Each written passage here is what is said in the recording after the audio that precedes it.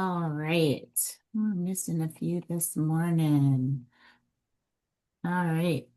Well, welcome to Monday, week 5. At least I hope everybody is at least safe and warm. I know the weather's crazy all over the place, but hopefully we will get through this. I know I saw, what is it? It's Groundhog Day, right? And I just saw that he predicted 6 more weeks of winter. Like, great. That's Oh, we just, did already? I didn't even see it yet. yeah, it just popped up on the news this morning. So hopefully it won't be 6 more weeks of winter. Hopefully it'll be, just be over it here soon. So like I said, I know weather has just been crazy, all over the place. Even down here in Texas, it's cold and it's, yeah, not normal, not normal. All right, so exam 1 is done. Gearing up for exam 2. So I posted the exam reviews. They are in your announcements. So you have those. If you can try to attend, that would be awesome. Um, any questions, any housekeeping before we get started? For the No. exam review, are they mentioned in the announcements? I think you had the chapters set out for which chapters is going to be on the exam. Yes, I posted it last night, the exam 2 review. So let me just get my announcements a second to open here.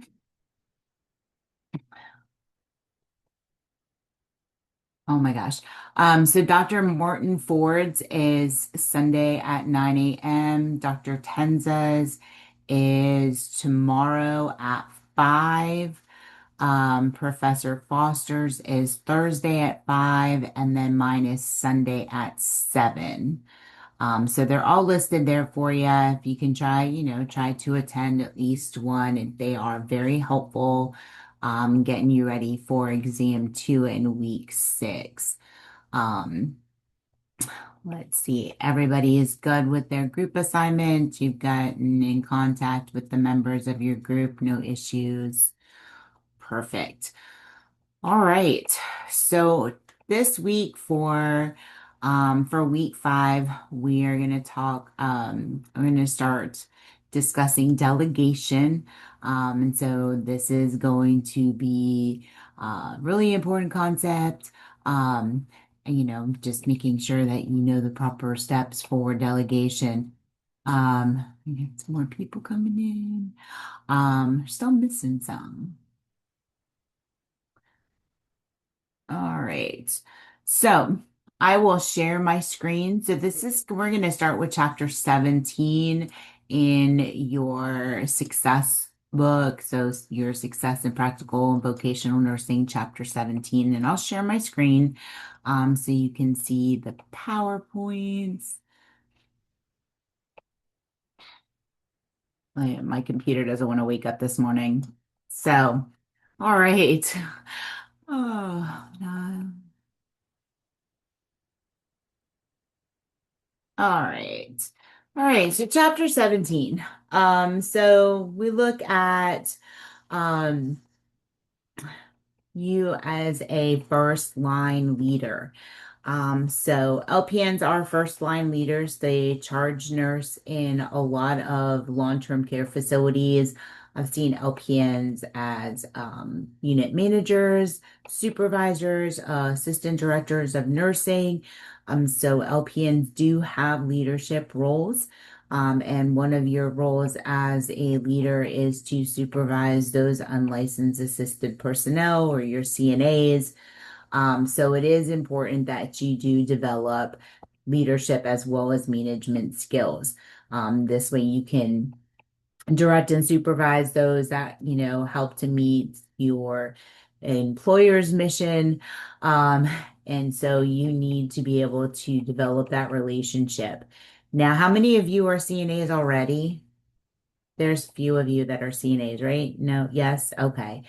Um, And so being what is how what's the word I'm looking for this morning? So how do we know what a CNA can do and what they can't do? Basically knowing your scope of practice, what you are supposed to be delegated to do, not letting somebody tell you like a LPN tell you, oh, I need you to go get 10 cc's of gastric bypass from a patient, and you're looking like, huh?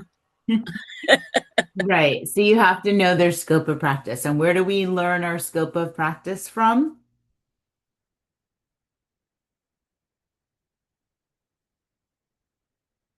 The board of nursing. That's Right. what I was Our thinking, nurse, partner. yep, our Nurse Practice Act, right? So our Nurse Practice Act tells us what our scope of practice is. Good job. And that's going to tell you what your scope of practice is for your nursing assistants as well. And then, of course, we have your policy and procedures, um, of the organization that you're working with as well. So a mission statement. All organizations have a mission statement. Fortis has a mission statement, right? And the purpose of a mission statement is to define their purpose or their goals. It states their culture, their values, their norms. And so core values and beliefs also can come from a mission statement, right? So there's things that, when you go to work for an organization, always look at the mission statement. LPNs work towards the vision, right? Leads the team members in fulfilling commitment to the mission. So you should really know what your mission statement is for your employer.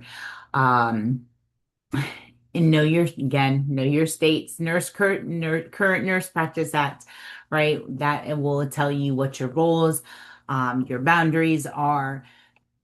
And remember, that's that overarching, that's what tells you what you can and cannot do. So your employer can't go beyond that Nurse Practice Act. So I don't know if anybody has ever seen one of these. This is a organizational chart. All right. So org chart at your organization is going to tell you where you fall in the organization. Okay. So this is just a generic one, right? So the owner, board of directors, and then you have your different departments that fall under that, right? Um, Typically, as nurses, we'll fall under the nursing department. You'll have a director, maybe a manager, charge nurse, and your nursing assistant. Okay. Most of them are going to be a little bit bigger. Obviously, all of the names will be listed under each. And it tells you again who your direct supervisor is, who you report to, if you don't know that. Um, so it can be a little bit, and it's going to be different depending on where you work and, of course, how big the facility is that you're working with. In some places, too, OT and PT, speech therapy will kind of fall under one, but it really depends. So this is kind of what you would see for a nurse. So you have your director of nursing, supervisor, you may have like your assistant director of nursing or something here, then the nurse manager, um, and then your charge nurses, your nursing assistants, or your UAP. So understanding your org chart kind of tells you who you're responsible for, right? So, as nurses, generally speaking, depending where you fit into this role, you are going to be responsible for the UAPs or your nursing assistants that are working with you on the unit. Um, and so again, can't stress this enough. We always review the Nurse Practice Act, right? So that's going to tell you what you can and cannot do. Other things like NAPNES, which is the National Association for Practical Nurse Education and Service. Those also will help you look at standards of practice, standards of care, some of your educational competencies that your programs had. So there are resources for you to look at to see what, your role is. And if you've not looked at your state nurse practice act yet, I do suggest you do. You can go to whatever board of nursing website, the state that you're in, or you can even Google nurse practice ads, and that will kind of, you can go through it from there. But again, it's super important to understand. So this slide is differences between management and leadership. Management is the organization of all care required, whereas leadership is how a person empowers and develops a team to meet and exceed client and institutional outcomes. All right, so it is very different. When we look at leadership and management. So, managers are more task oriented. They usually, will apply discipline. They're all about power and control. They instruct others. They have subordinates. They're supervisors. They're very, responsible for goal setting and measuring. Whereas leaders are different. Leaders are people oriented. They're motivators. They have the vision and strategy. They listen to others. They empower them. They usually have followers. They are delegators, and they're more goal exploring and reflective. So I'm going to go, oh no, we'll go there in a second. So again, management, they coordinate people, time, supplies to achieve the desired outcomes in their area of responsibility. They have appointed management positions and a formal line of authority and accountability. Whereas leadership is the ability to empower and influence the beliefs, opinions, or behaviors of people, of a person or a group by guiding, motivating, and inspiring them to accomplish common goals and recognize their successes. They may not have formal authority, but are still able to influence others. Informal leaders. So, what is an informal leader? Tell me what an informal leader is.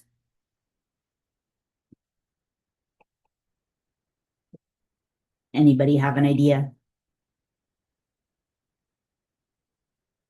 Like somebody who takes the initiative and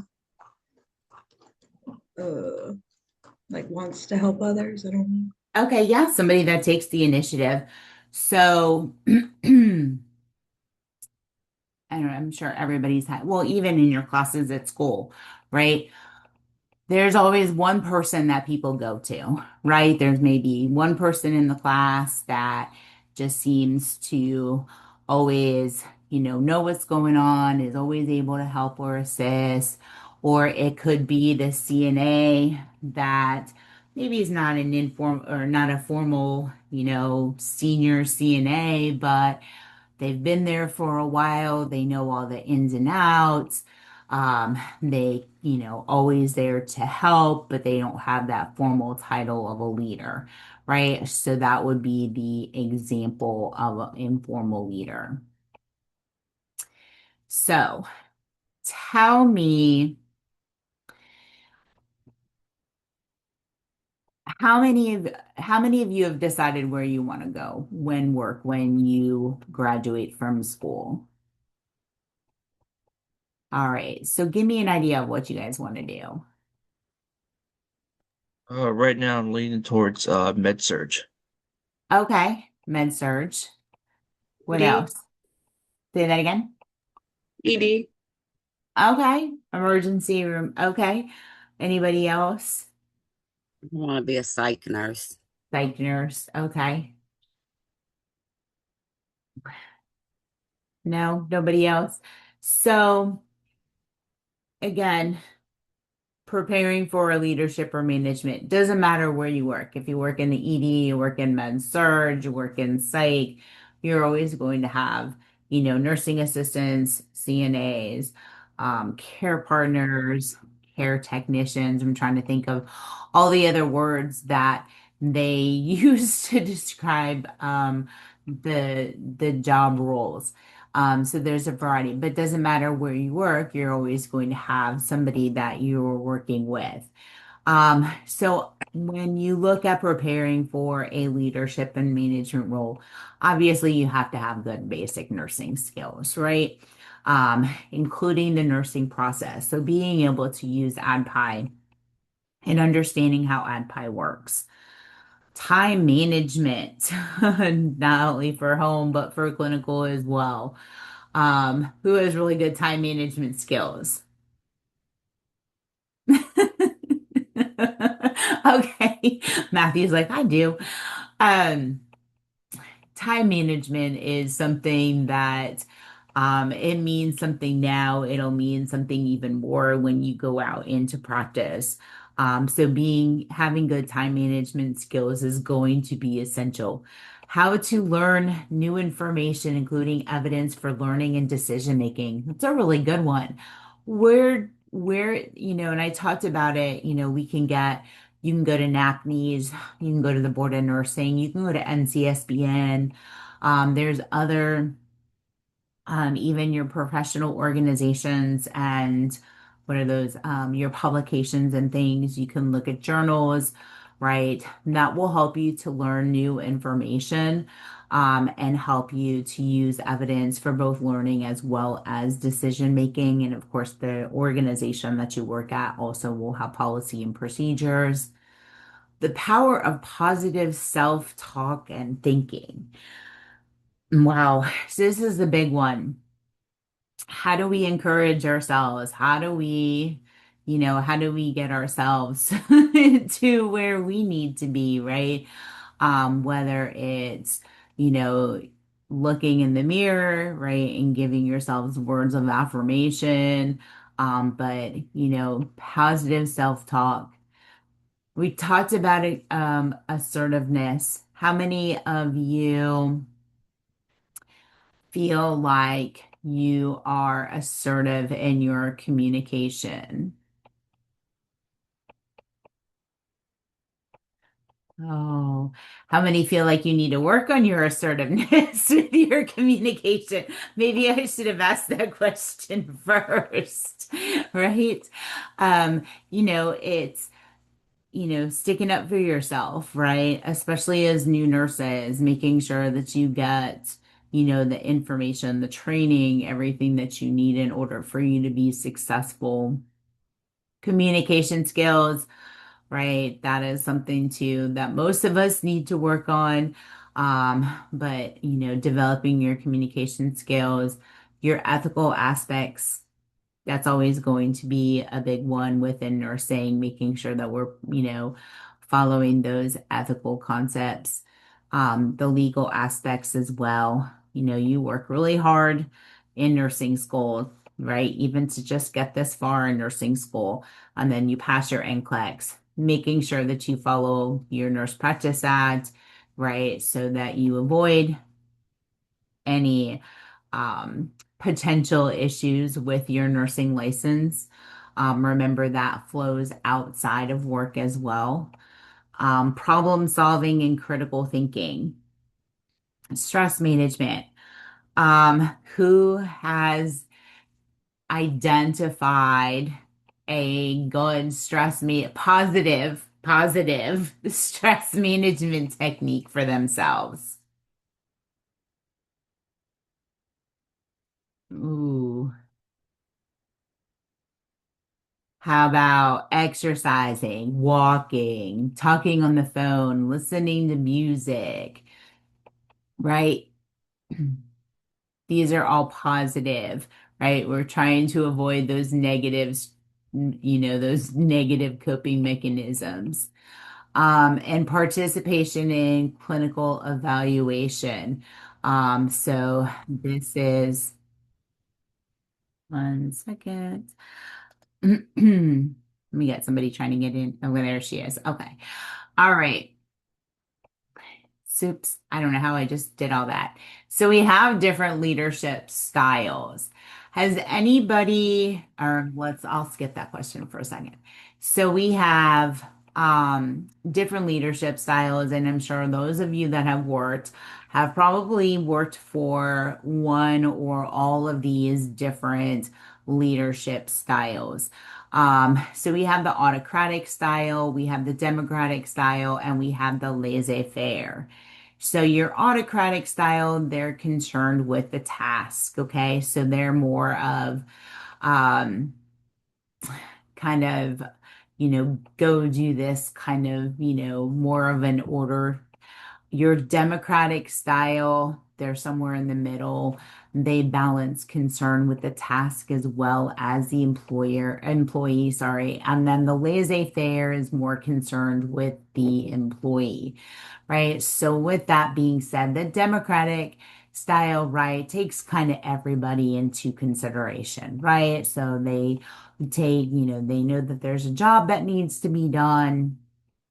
And rather than just barking orders, right, they sit down with the team and they identify ways that, as a team, everybody can, work together to get something done.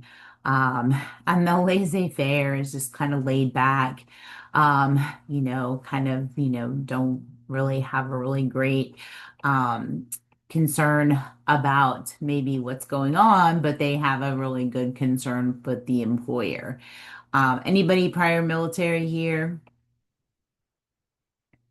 No. So I always think of autocratic as like someone who's just kind of just giving orders, right? Just telling everybody what to do, doesn't have any real concern with, what the employees are thinking. So when we compare Um, the autocratic, they don't share responsibility and authority with employees. The emphasis is always on their policies. They tell employees what tasks to do. They don't seek input. They may reach goals, but where this type of leadership really it can be effective, think of a crisis situation, right? Where you really need somebody to take charge to organize everybody, get everybody safe and everything done, right? That would be a good, same thing with a code situation, right? You need somebody to be able to direct everybody, make sure everything gets done. So that type of leadership style could be very effective in those situations. The laissez-faire, they give away responsibility and authority to employers. They put the employees before the policies. They try to please everybody. Um, the staff feels good.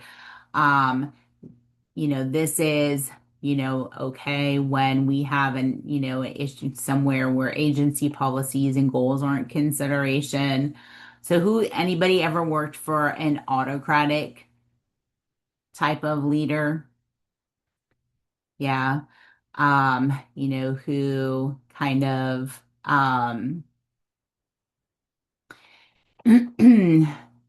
it's very, just go do this, go do that, right? They're really good at assigning tasks.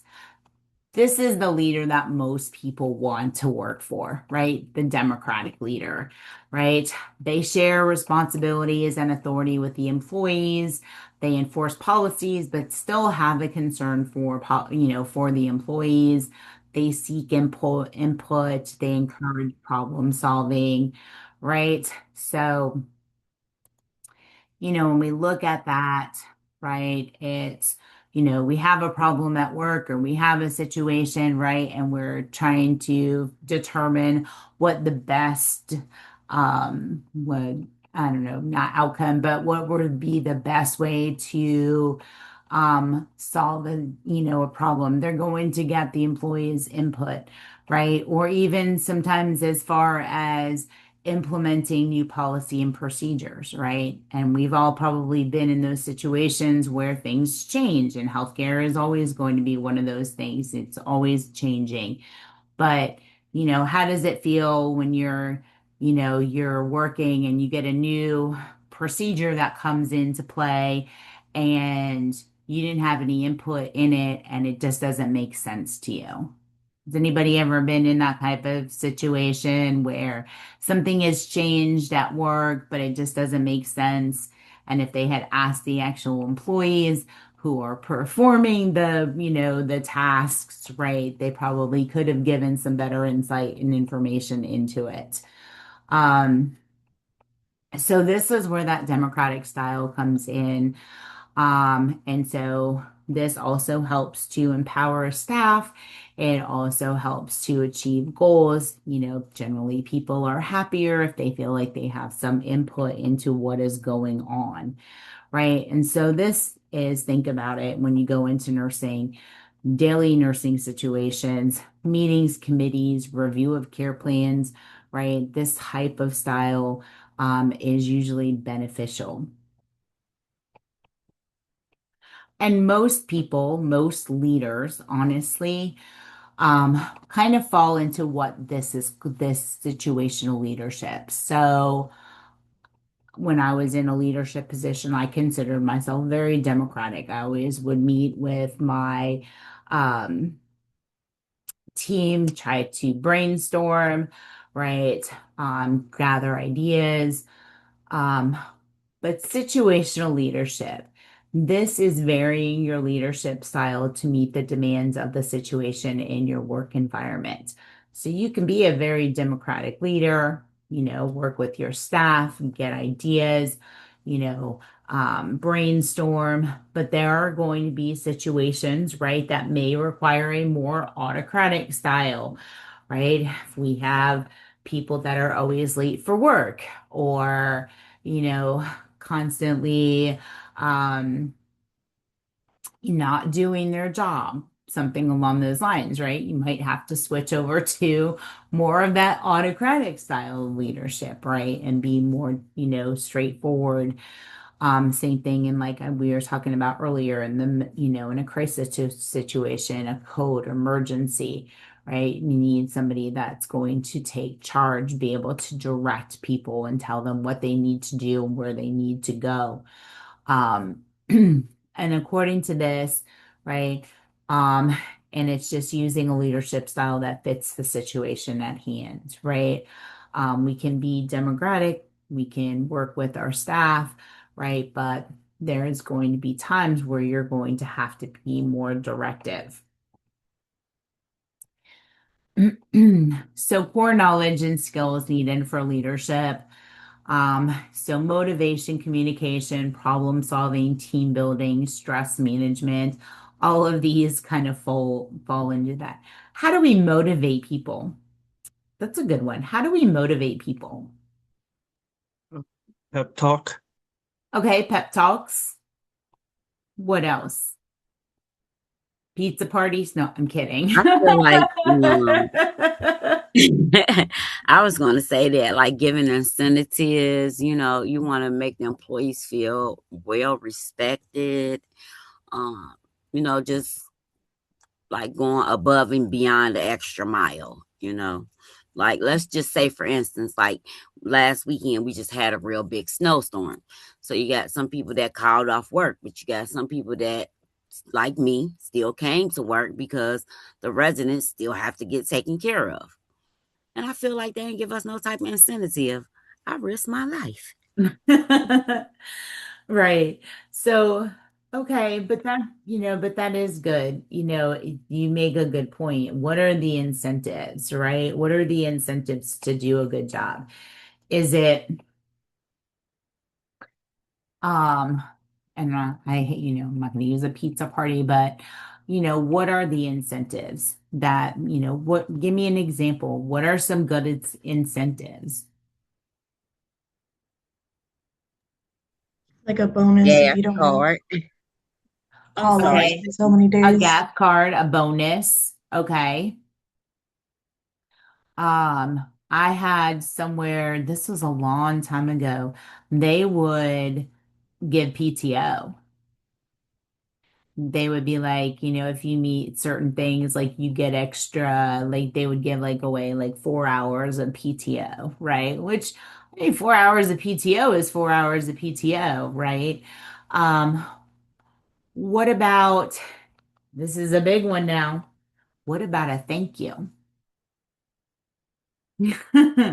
What sometimes, go ahead, Matthew. Sometimes a thank you can go a long way because of the acknowledgement. Because I worked in retail and stuff like that can go a long way. Just a simple thank you for someone that you acknowledge them can definitely help a lot. Right? Absolutely. A simple thank you sometimes can go a long way, or you did a good job, right? Um, those simple words sometimes can be powerful motivators, right? Because, we live in a thankless world, right? And so having somebody just really and mean it, right? Say thank you is really important. Communication can, always, is always a big part of this. How we communicate with people, problem solving. Mm, problem solving is absolutely necessary as to be an effective leader. Being able to look at the situation, right? Identify what the issues are, and then identify ways to fix the situation, maybe make it better. And then team building is always a big one. A lot of people, a lot of moving parts. How do we get people to work together effectively, right? When we look at team building, this is always a hard part because there's always, there's so many different people, there's different shifts. So really getting people together to kind of work towards the mission, the values of the organization. Um, some organizations are really, really good at team building. Some need some work. Um, but when people work together, things get done more effectively and efficiently, right? Generally, people are more happy to come to work if they know that they're going to be working with a good team. So, how do you think, as a future leader, okay, even if it is working with your group of CNAs, how do we deal with stress? How would And we look at stress management, and a lot of the focus is always on ourselves, making sure that we um, manage our own stress. But how do we help to manage stress when we're working with other people? How do we help manage their stress? Interesting concept, right? Because if you're in a leadership position, then you're going to have to work with people that are going to be stressed out as well.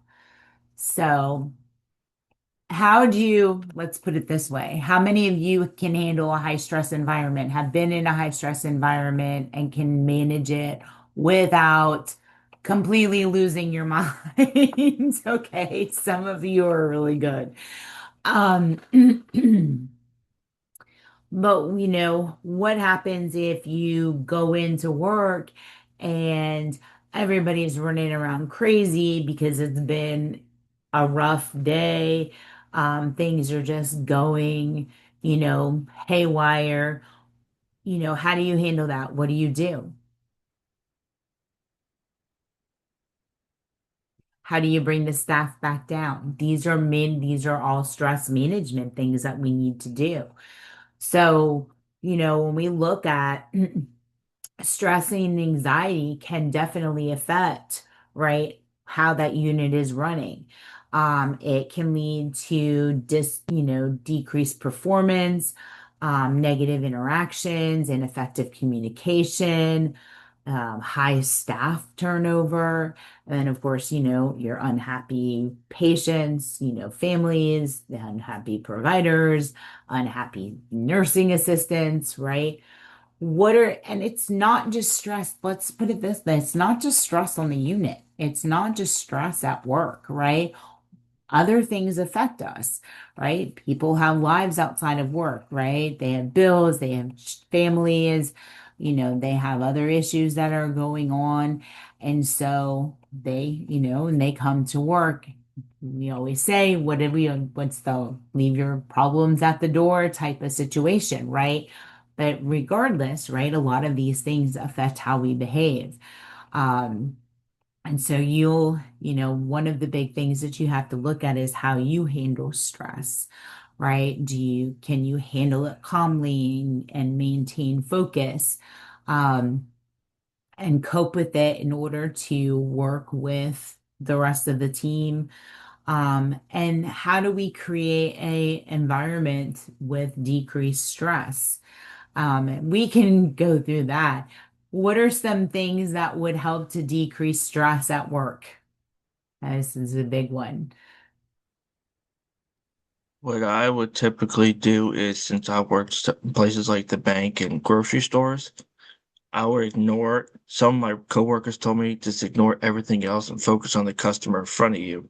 Because whenever it was Mhm. jam packed at the grocery store, I told myself just ignore the line, just focus on the customer in front of you, just keep it rolling. And that's what I did. Focus right That's a there, good and one. then it just makes it easier for me that I'm not paying attention to it. Before you know it, I already went through the line. I'm like, oh, that was fast. That's a good one. I like that. Focus basically on the task in front of you. That is a really good one. That is a really good one. What are some other things that would help? I like that one. What are some other things that would help to decrease stress? I Not, believe taking a little break. Okay, walking away, taking a Yeah. break. Absolutely. Good job. What else? I was gonna say like not taking on extra tasks because I know sometimes just trying to help out, you might offer to take on extra things even if you don't feel like you have the extra time, but just not taking on more than you can. Being able to say no. How many have that ability? That's a good one though, right? Being able to say no when you can't.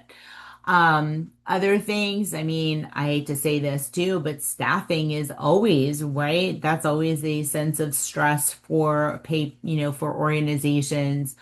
Um, but the better the environment to work in, the less staff turnover, right? So if we can make the environment better, right, then maybe staffing will be better, right? So those are some things too that we have to look into, take into consideration. And oops, sorry about that. Um, our our Maslows. Who knows who Abraham Maslow is?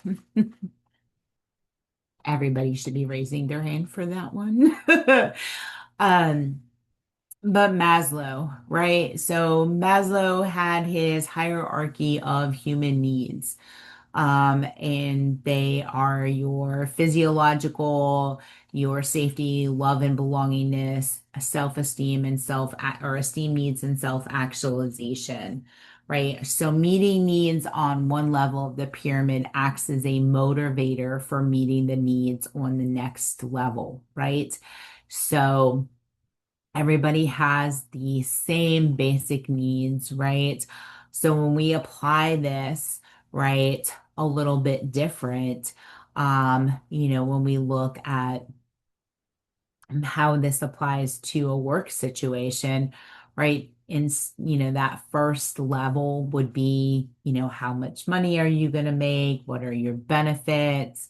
Your working conditions, your supervision, the policies, right? That would be the level one. Everybody needs to know that information, right? When you don't just go and take go to an interview for a job, right? And they offer you a position and you don't ask how much you're going to pay or how much you're going to get paid or what your benefits are, right? Or what the policies are, right? These are all things that we need to know.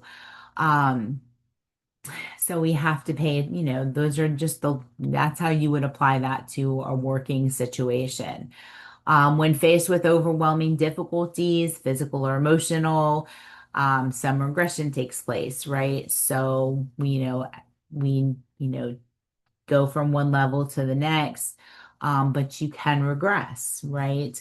So think about, applying this to a person, right? Those physiological needs, right? Where do I live? How do I fulfill those basic needs? And so if something were to happen, we can go back, right? So being just knowing how his pyramid works. Safety and security become a major issue if you're facing a serious illness, move into an unsafe neighborhood, or facing a divorce, right? So safety in the workplace it can be that as well, right? So you may have this great job, you're making really good money, the benefits are great, right? You're good with the policies. When we get to that second part, which is your safety, right? You start to notice that, there isn't any security, right? We've got some maybe not the best area to, or surrounding the organization that we're working in, and they're not really providing for the safety of the staff, right? So that would what cause you maybe to try, even though the benefits are great and the pay is good, right? That may cause you, right, to switch your position. So we have to take all of those into consideration when we're working not only for ourselves, but for those that we're working with. So again, motivators. Um, I'm going to ask a question. So would you rather, this is a would you rather, okay? Would you rather work somewhere that paid you more money, had decent benefits, but was in not such a great area with poor safety, or somewhere that's going to pay you a little less, but the benefits are better in a nicer area? I would take the second option. The second option. So kind of have to take all of those. One of the one of the organizations that I worked for as an LPN actually. Um, I was working in long-term care, wanted to go back to school to get my RN, and trying to, figure out how I was going to do all that, and was offered a really good position, but it was like $5 less an hour. Okay. But the benefits were great. And so it was a really hard decision because I had 3 young kids at home, or 4 young kids at home, sorry. And, what was going to be the best? Um, and so sometimes you have to look at what your needs are.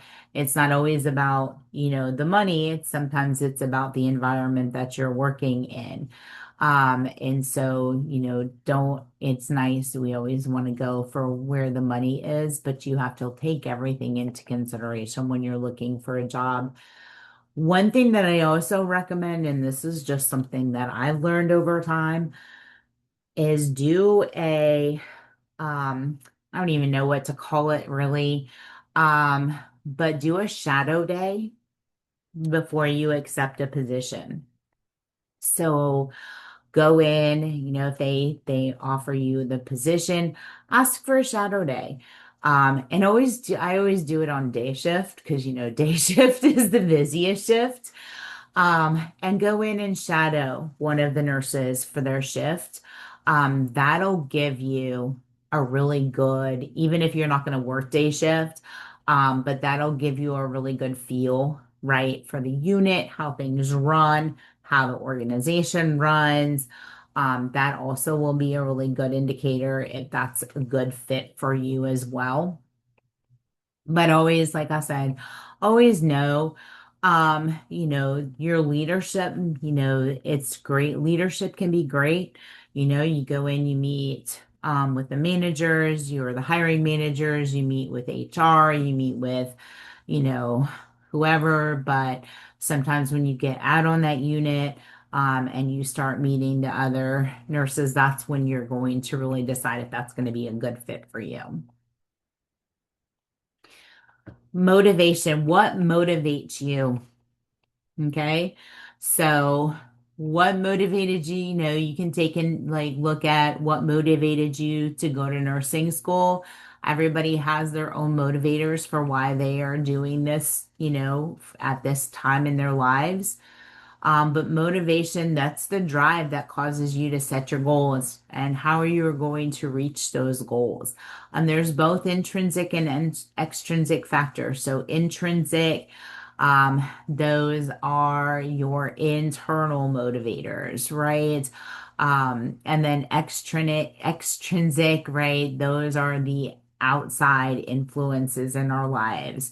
So what are what are some things that motivated you to go to nursing school? I know A this is a better big one. life for me and my kids and my grandkids, Okay, better life for you, your kids, and your grandkids. All right, and the Latoya, why love did that I have for helping people. okay. Latoya, why did you want to go to nursing school?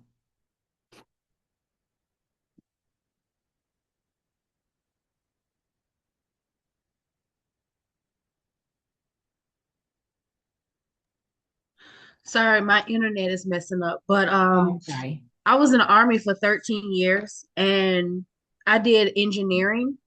So Okay. when I got out, I wanted to do something different from what I did when I was in the service.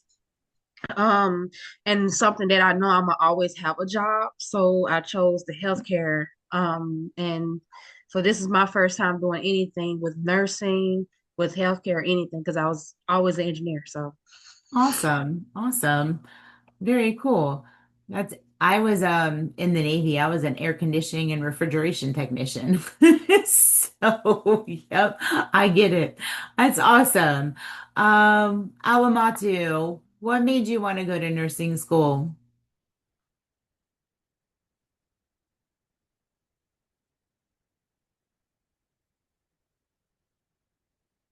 Are you there? I see you.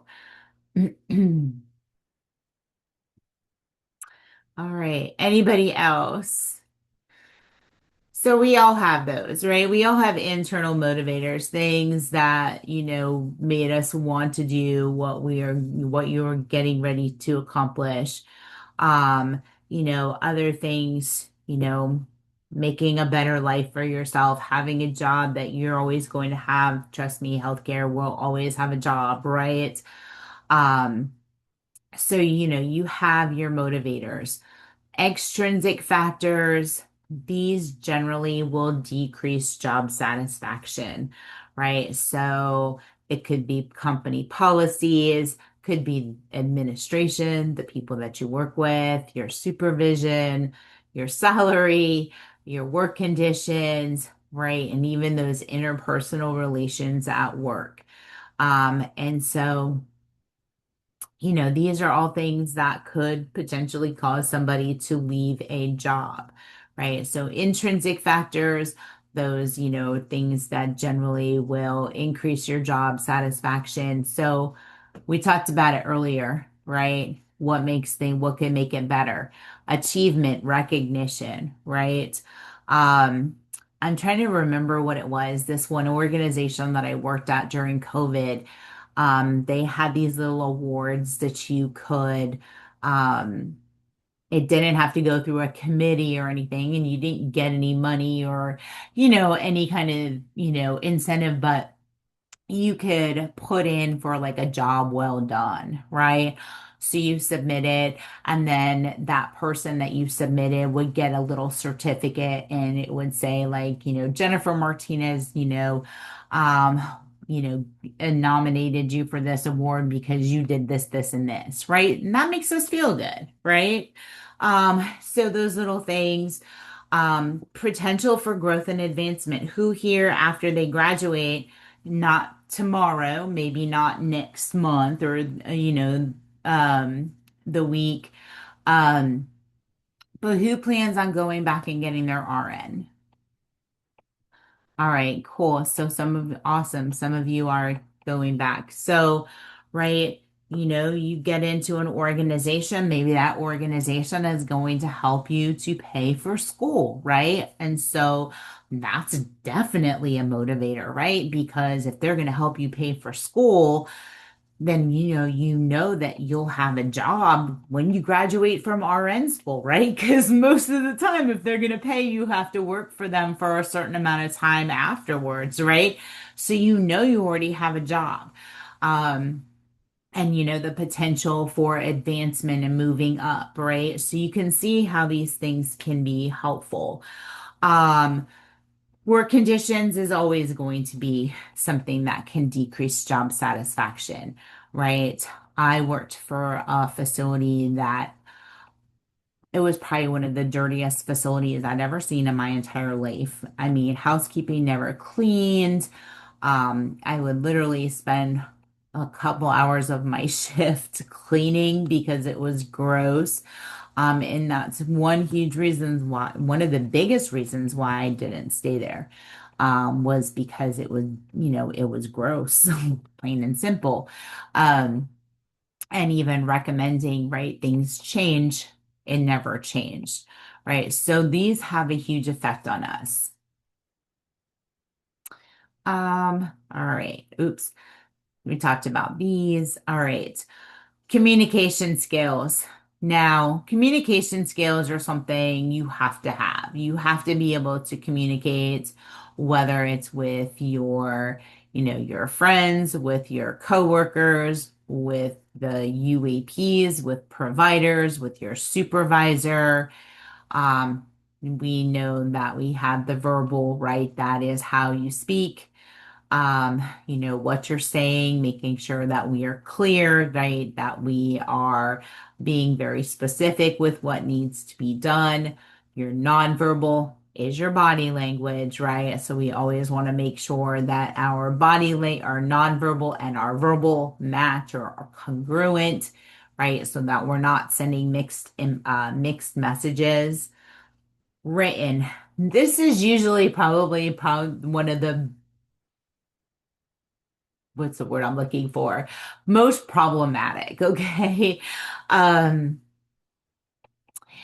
when we are writing, right? So text, talking, abbreviations, um, we need to make sure that we are writing out appropriately. I always say to read and reread anything before you hit submit, especially if it's in a nursing note. Um, and I'm not lying when I say this. I was one of the companies that I worked for. I was a corporate educator, and one of my jobs was to do chart audits. Okay, and so for quality improvement, somebody had wrote in a nursing chart FOFLOL. If that was me, I'm found on floor, is FOF. Um, but LOL, right? We think laughing out loud, okay? Which was not, um, I can't remember, lying on something is what she had meant to put in there, but had when she put in the abbreviation, it came out as LOL. And so once you write something in a chart, even if you strike it out, it stays in that chart forever. Okay. It doesn't go anywhere, especially with the electric charting or electronic charting, even if you're writing it on paper. So just as an example, when I first started nursing, it was always paper charting. All right. And so I remember this one day, um, I had written probably this like one page narrative on a resident, um, and I wrote it in the wrong chart. And so couldn't get rid of it. I literally had to just one line the whole thing and then go back to the correct chart and write in there. So be very careful with what you are writing. Um, Even if you're writing instructions for a CNA or a care partner, right? You want to make sure that you are very clear. A lot of places still use written assignments, right? So you may have to write out your CNA assignments. And so, again, make sure that it's very clear. Telephone communication. Make sure you gather your thoughts before you make a call and you have all of the information that is needed. Um, so whether, if you're talking to the provider, you want to use your S bar. If you are calling a family member, still want to make sure that you have all your thoughts in a line before you call. Um, if you're calling, if you have to call a CNA into work, same thing. Um, use proper telephone etiquette, hi, my name is, hey, this, hi, this is Jennifer. I'm calling from here, whether you're calling somebody in for work or, hey, I want to know, I would like to know if you want to come into work this afternoon, or if you're calling a family member, right? Tell them who you are, where you're calling from. Um, and I always start with, if it's not an emergency, I'm like, this isn't an emergency. I'm just calling to let you know, blah, blah, blah, right? So just be very careful. And then, of course, use your active listening skills. Active listening really allows you to hear what people are saying, right? And you're listening to everything. You're listening to their tone, their affect when you're talking. All right, so before we go any further, let's go ahead and take a break. Be back at, well, no, let's do this one first and then we'll take a break. So team building, stress management. We talked a little bit about this, right? How do we create a less stressful environment? This is always going to be, a big one. Making sure, not everybody has good coping skills. We know that, right? We may not all have good coping skills, all right? So we may have some that are good, maybe some that are not so good. Um, And so we have to effectively manage teams or people that may not, have good coping skills or are extremely stressed. And so we also need to be aware of, some of the things that or some signs of stress. And so this could be, and not having good communication skills. It could be that there's a lot of staff turnover. We talked about it earlier. The families aren't happy, the residents or the patients aren't happy, right? There's some sort of stress going on. And so some of the ways that we can kind of, increase awareness. We have the ABCD: activating, belief, consequences, and dispute irrational thoughts. So when we look at this, when we, what's the word I'm activating? So, what's causing the event to occur, or, what caused the stress to happen? The belief about the situation, um, is how, whatever you're looking, trying to think of good. I think I'm gonna I'll use the one from the book. So activating, you're the charge nurse and you had a CNA that called in sick. Okay, they're not coming to work. So that was the activator. The belief was your personal bias. All right, maybe I think the book said that, you think that the CNA was up on or out all night partying and that's why they're not coming to work. Okay, so that's your belief. Then the consequences, if you're abrupt with that CNA on the phone, um, you're going to come off inappropriate, right? Like, oh my gosh, whatever, bye, like that kind of a behavior. And then, how do we avoid that? people are going to call in sick. We don't have control over that situation, right? It's how we handle that situation. So how could we handle that better, right? The CNA calls and says, "Hey, I'm not coming to work," rather than, getting upset or, just say, "Okay, thank you. I hope you feel better. Have a great day." And I know that's hard to do, especially if we are, already short-staffed. But we have to be really careful with how we are, you know, uh, um, portraying that. Because what's that going to cause? It's just going to cause you to be upset. That CNA is now upset, right? Because they're like, "I really don't feel good and I can't come into work today," but she just made it even worse, right?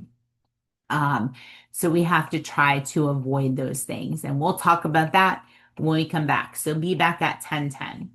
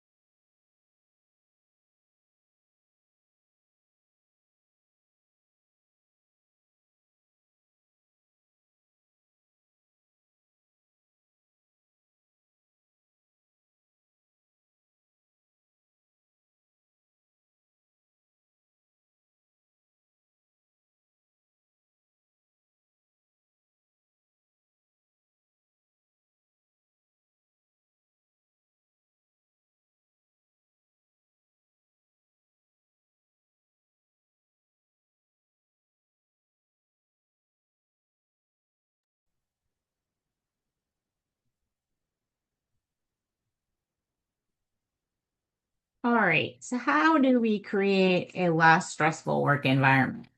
Organization is always key.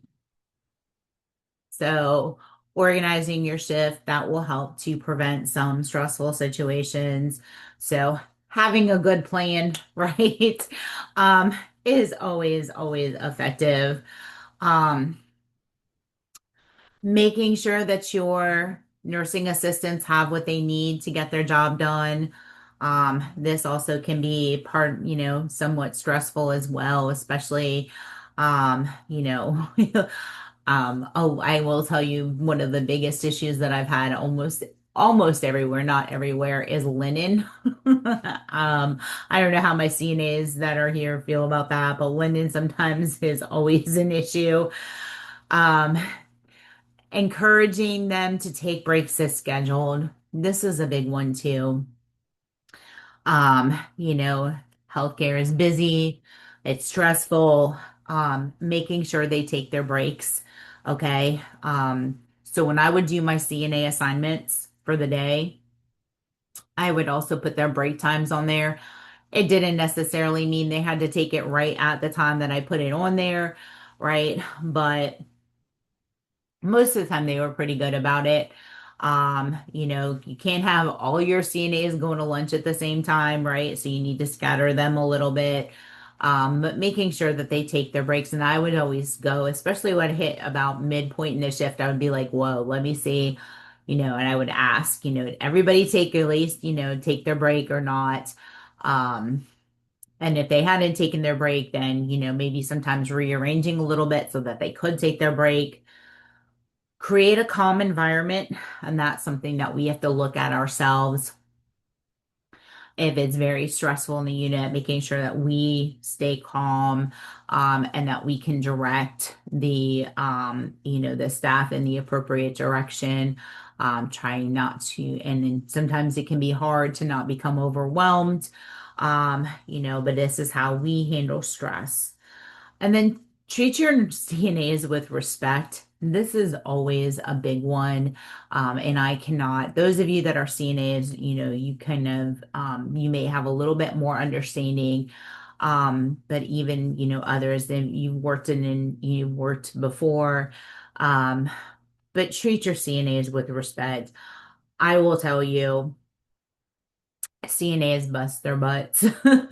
They work really hard. They don't get a lot of money for what they do.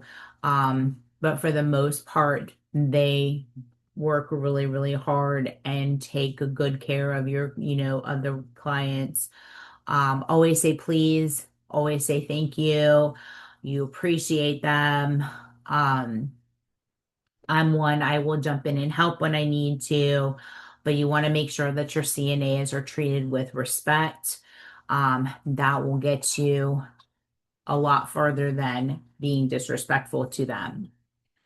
So that brings us to problem solving steps. So problem solving steps, very similar to the nursing process and can really help you, um, when you are working with things like conflict resolution, um, or even other issues that come up. So the first step was very similar to your assessment, right? It's collecting your data. So getting all the facts. So when a conflict arises, right, you want to get all the facts. Um, you know, um, then you want to define the problem, right? So what is the issue? So as you're collecting the data, so if it's what's the word? Let's say it's conflict resolution and you have two CNAs that are, arguing or they are being disrespectful to each other. You want to talk to them both separately, right? You want to get all of the facts. You want to avoid forming your own opinion, and then you want to define the problem, right? So listen, after you've talked to both of the CNAs about what the situation was, you want to identify what the problem was. Um, you know, again, there's always three sides to every story, right? Yours, mine, and the truth. And so we have to be really careful. You want to, define, then you want to set the goal. So what do we want to happen moving forward, right? And how are we going to get there is your interventions, right? So your interventions with problem solving, we're all going to work together to identify how, what or to identify possible solutions to the conflict. And here, the more the better, right? So the goal is generally going to be for the two people or for the, whoever it is, right, to work effectively together. And so, um, how are we going to get there? So whether it's, just being respectful communication, trying to think of what other things,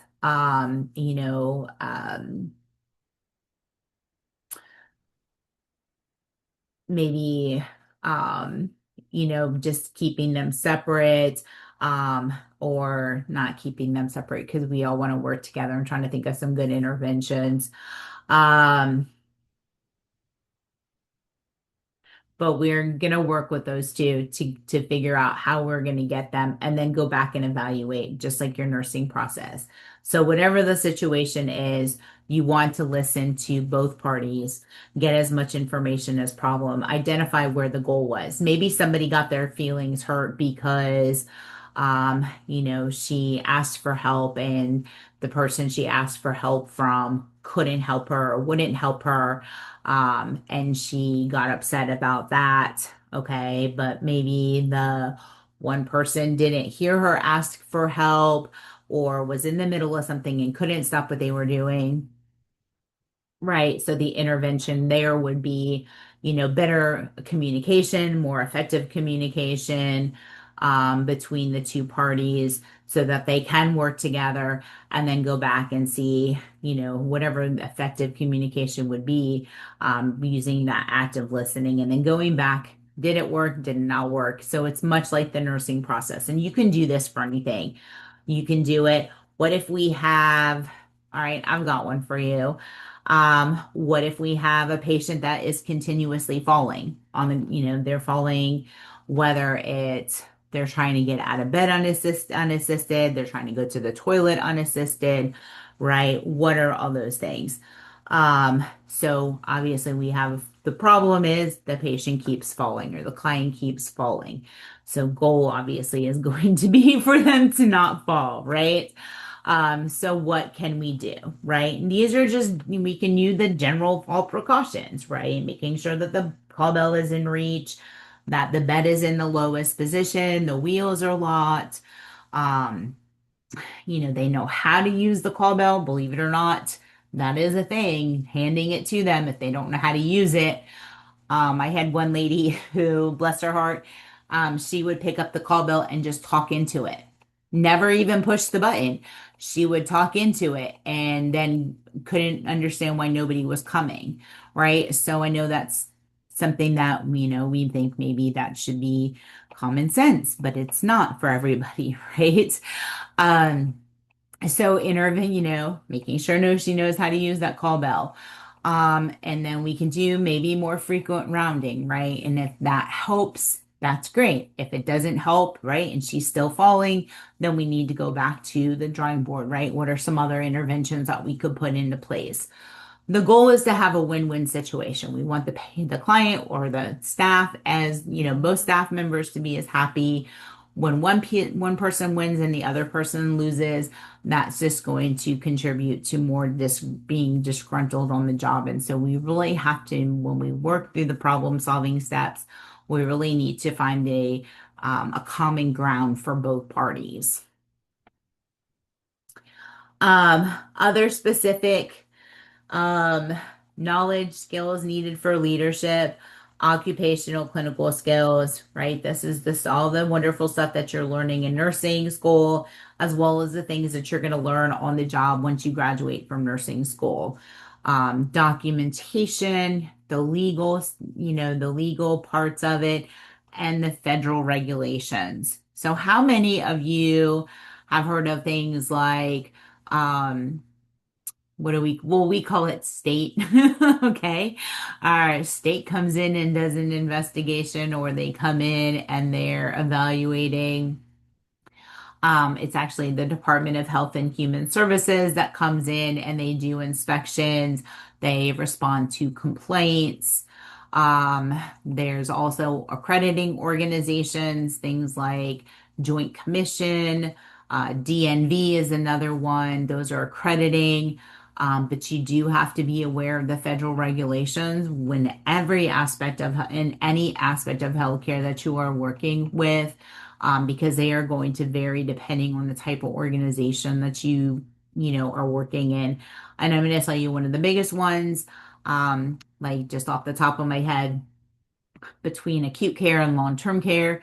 We don't use side rails in long-term care, right? Acute care, you guys have in the hospitals, you have side rails, right? In long-term care, we don't use side rails, right? So we had to get more, what's the word I'm looking for? More creative, right, in how we prevent falls. But you have to have that knowledge. Organizational skills, this is always going to be a big one. You need to have really good organization skills, time management. Who's heard of continuous quality improvement before? Anybody heard of quality improvement before? Continuous quality improvement. So continuous quality improvement, you're going to find this everywhere. And so the focus of quality improvement is your quality of care. And so quality of care is defined by client outcomes. All right. So we look at quality improvement. It's our CQI, or continue. CQI is the acronym for that. You may be asked to sit on a CQI as part of a charge nurse or even as a staff nurse committee, really looking at improving that quality of care. Conflict resolution's another one. Conflicts can occur anywhere. You got two people interacting. And so depending on where you work, right, conflicts can arise between staff, between clients, with families, healthcare providers. And so having good conflict resolution skills, and conflict resolution is just basically settling their differences, right? How do we get to that conclusion? Um, Other things, human relationship skills. Oh, so how do you get along with and relate to other people is a big part. You can understand all of the rules and regulations. You can have really good nursing skills, right? However, we also have to be able to relate to others. And so with that, anger management, so making sure that, if you're somebody that has a quick temper, right, you want to make sure that you have effective anger management skills so that we don't violate the rights of others. We also have to perform evaluation of nursing assistants. This is another human relationship skills, since you will be in charge of nursing assistants. You may also evaluate their performance. All right. And so you need to make sure that we are able to do this objectively. We need to be able to increase self-confidence in our team members. How do we increase self-confidence? Tell me a way how we can evaluate self-confidence, or how we can increase self-confidence. Let's say you're supervising a CNA and maybe they're just really unsure of their abilities. So, how do you increase their self-confidence?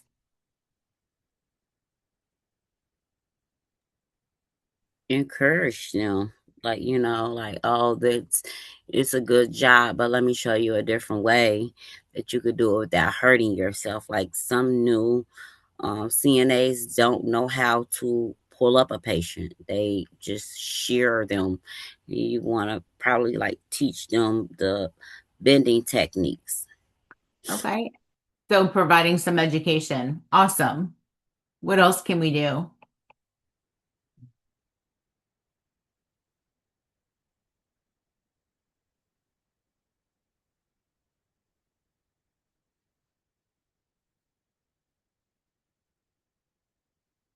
What about giving them tasks that will help them be successful, right? The more tasks that we give where they can be successful, that will definitely help to increase their confidence, right?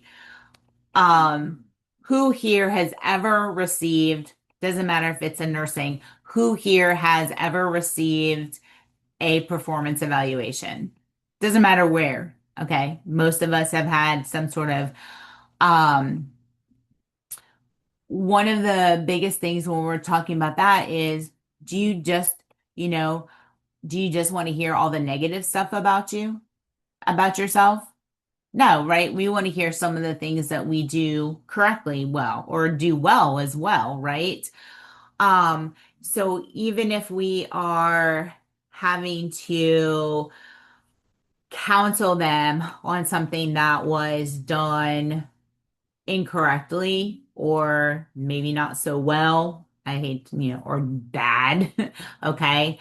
Want to start, with something positive. Okay. So, you know, maybe they're not so good with repositioning or pulling somebody up in bed, all right? But they're really good with communicating.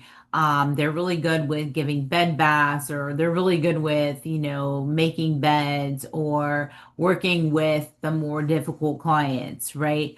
Highlight the positive, right? Tell them, hey, this is all the good stuff that you've done, and do that first and then go back and be like, okay, here are some of the things that we need to work on, right? So we need to be, careful.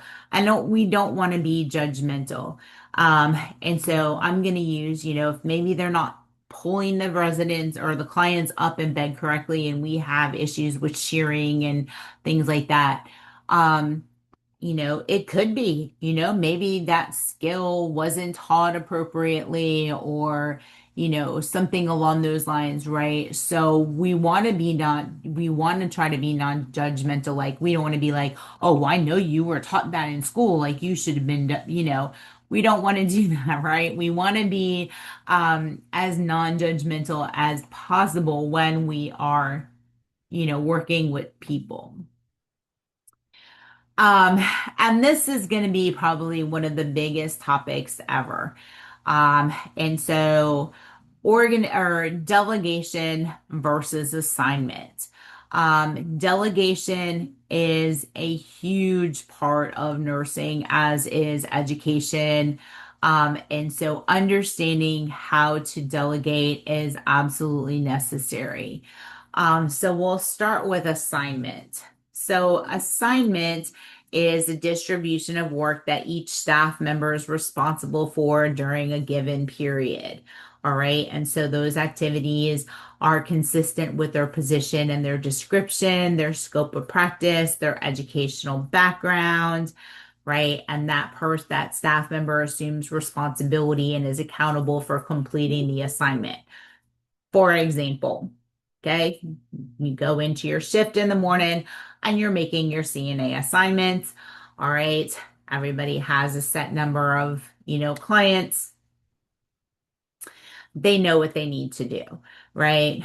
They need to get their, maybe it's getting them up and bathed and dressed, their teeth brushed, assisting with breakfast, right? Those normal functions that they are doing, that's assignment. All right. Delegation, on the other hand, is transferring the ability for the or transfer of responsibility for the performance of an activity from one individual to another, while accountability for the outcome is retained by the delegator. What does this mean? So I'm gonna use, I'll just say, trying to think of um Mrs. Jones needs vital signs, okay? And so I asked one of the CNAs, all right, so please go get vital signs on Mrs. Jones. I need temperature, pulse, respirations, blood pressure, pulse ox. Okay. I am transferring the responsibility of getting those vital signs to the CNA. Okay. I am still responsible, however, for those vital signs being done and being done correctly. I have just asked, you've delegated it to another person. The person I delegate to all has to agree to being delegated. All right. So if I, told the CNA or asked the CNA to go get the vital signs and she says no, okay. Um, then that's a different situation, okay? But if they say yes, okay, they have agreed to the delegation, they're going to go get the vital signs. I am still again responsible for her to get those vital signs and get them done correctly. And so delegation is a management strategy. It's used to ensure the accomplishment of cost-effective client care, which has been shown to increase client outcomes and satisfaction. All right. So again, assignment is your normal, everyday duties and responsibilities. Delegation is not outside of scope of practice, but may not be something that they would do every day. Your State Nurse Practice Act is going to be your guide for delegation. All right. So again, your Nurse Practice Act defines the roles of an RN, LPN, CNA. It tells you what each one of those roles can and cannot do. So if we are delegating, then we are going to use the Nurse Practice Act as guidance for legal delegation. Now, this is why, because not all states allow an LPN to delegate. All right, so you have to know. Delegation's not a required act, okay, but it is something that we do on a daily basis. Some of your state boards of nursing may offer some guidance as well. But in order to delegate, you have to understand the scope of practice for your CNA or your UAP. Other resources for delegation, your rules, regulations, guidelines, memorandums regarding delegation from your board of nursing. NAPNES is another one, which is the National, how we do this, National Association of Practical Nursing. What is it? Education. I can't remember, but NAPNES is another one. Your NALPN, which is your nursing practice standards for your LPN. NAPNES is National Association for Practical Nurse Education and Service. I cannot remember. Your policies and rules on delegation of your employer and the NON. All right. So these are, can give you some information about delegation as well. But the biggest one is going to be your State Nurse Practice Act. You have to know what your State Nurse Practice Act is, not only for yourself, but for the CNA or the UAP that is under. So know these, memorize them, understand them. Your 5 rights of delegation, the right task. So delegated tasks must conform to established guidelines, right? So for example, the right task, I am not going to ask my CNA to give medications, right? Because that is outside of their scope of practice. So you need to make sure that you are the task that you are um, delegating is correct. Like you can delegate that to them. The right circumstances, delegated tasks do not require independent nursing judgment. All right. So you don't want to delegate a task that would require someone to make any kind of a nursing judgment or um, a decision regarding care. The right person, all right, is the person qualified and competent to do the job. And so, with that being said, um, what was it? Tasha was saying that, earlier, that, what is it?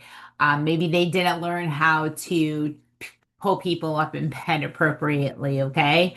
So you obviously wouldn't want to delegate or that to a CNA that didn't have that ability. I don't know, that just popped into my head. Right direction and communication. And so this is super, super, super, super important. Um, so you need to provide a clear explanation about the task and outcomes and when the delegatee should report back to the LPN. And then make sure that you clarify timeline and expectations with them. So, for example, I'm going to use my vital signs. And why I chose vital signs? Because most of the places that I have worked in where CNAs are trained to do vital signs, it's not normally something that they do um, as part of their assignments. Okay. So, clear explanation. Okay. Please go get vital signs on Mrs. Jones in room 1. I would like an oral temperature, blood pressure, pulse, respirations, pulse ox. And then as soon as you are done, please bring that information back to me.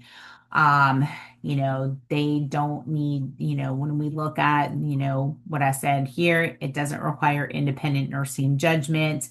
All I want is the vital signs. They don't need to review the vital signs and decide if it's too high or too low. I literally just want you to get the vital signs and bring them back to me. Um, you also want to provide the right supervision and evaluation. So feedback to assess and improve the process and evaluate client outcomes. So if she came back and she had all the vital signs, perfect. What if they came back and they only got me blood pressure and pulse? Well, what about temperature and respirations, right? What about the pulse ox? Um, and then, so whatever your feedback is. And then you obviously are going to look at the vital signs and evaluate the client outcomes. Most of the time, something vital signs isn't going to cause any issues, but if it was repositioning, if it was turning, you want to make sure that you go back and you make sure that it was done.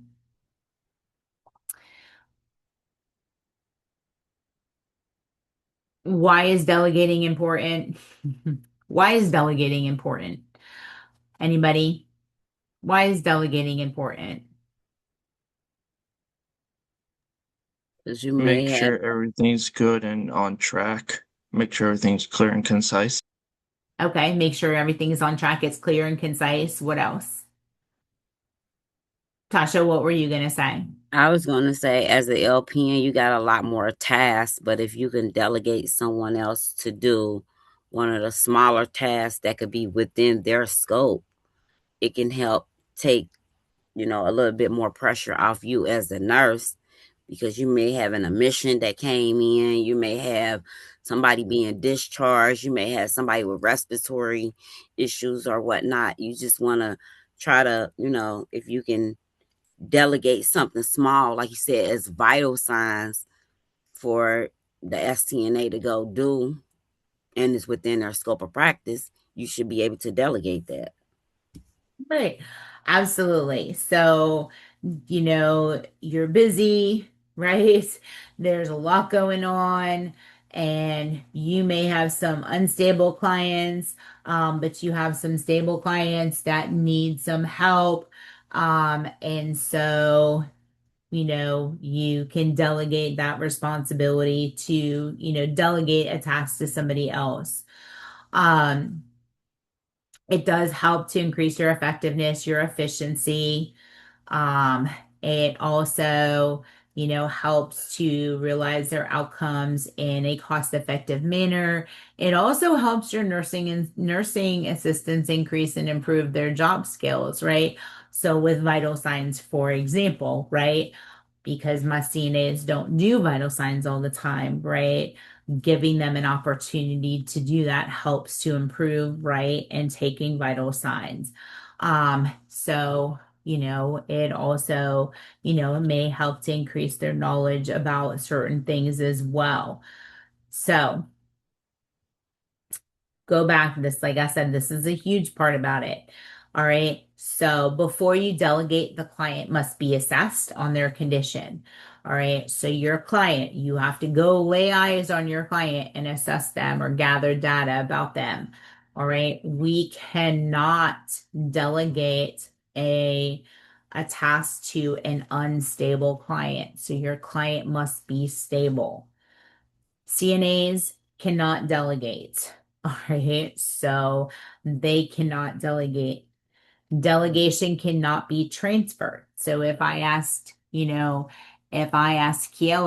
to go do vital signs, Kiela can't turn around and tell Rachel to do vital signs. Okay. So they can't transfer the delegation. Once Kiela accepted the delegation, right, then she needs to perform the task.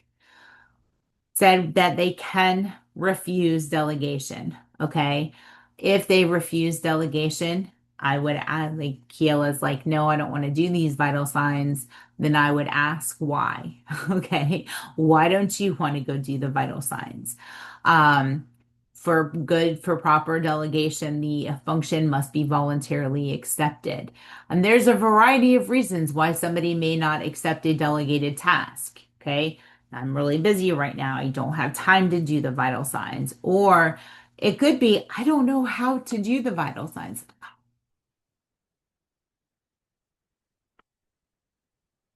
Right.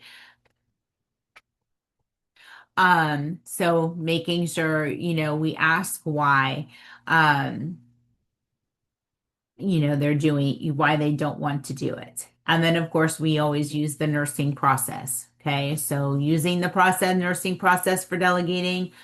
One, collecting data, right? Um, and are they stable? Are they unstable? Right? Planning would be, what are the goals for the shift? Setting the priorities, assigning and delegating. Implementing would be monitoring, assisting, being available, intervening for if they need any assistance, and then evaluating, right? They bringing back the information that you asked for. Um, and you're evaluating, is it the information I need? Were there any issues with it? So you're going to use that nursing practice or that nursing process. So legal soundness or legal aspects of delegation. I know I feel like a broken record, but we're going to repeat these.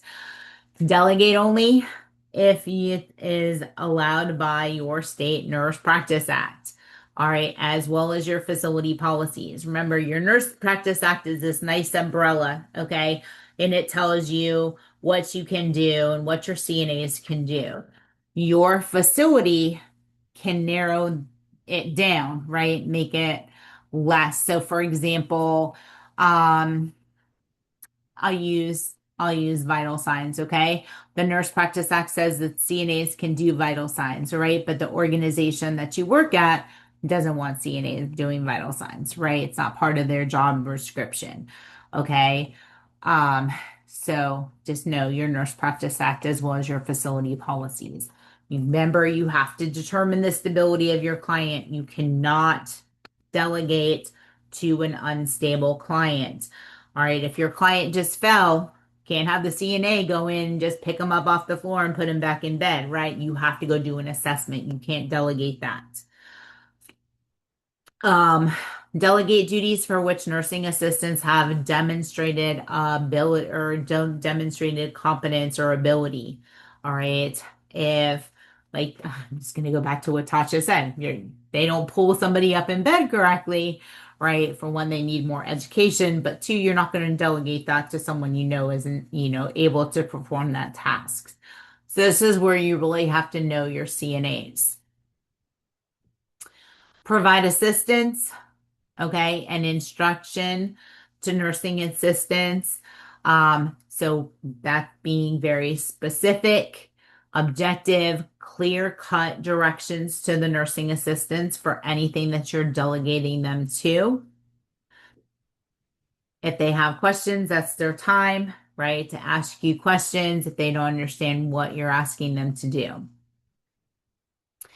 Monitor the activities if you have delegated a duty. Okay. So, be available in case they need you. Intervene if it's needed to maintain safety. And then once the delegated duty is complete, you want to evaluate the safety and effectiveness of the duties delegated, right?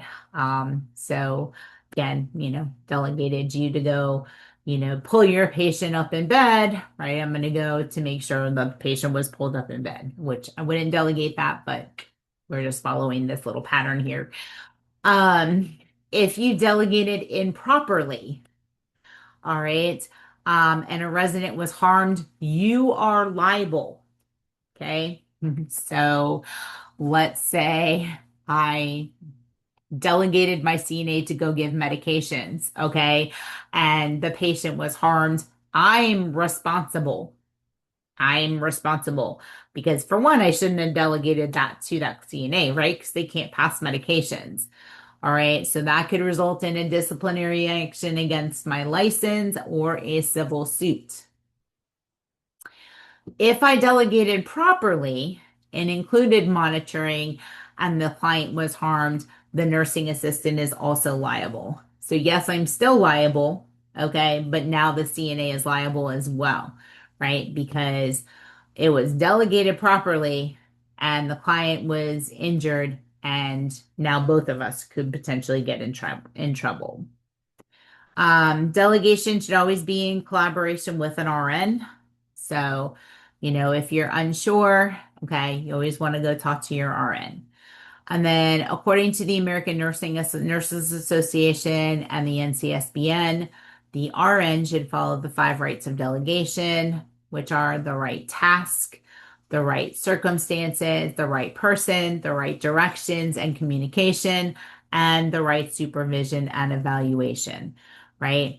So even though you are transferring the ability of that or transferring the responsibility of that task to be completed, if you do not supervise,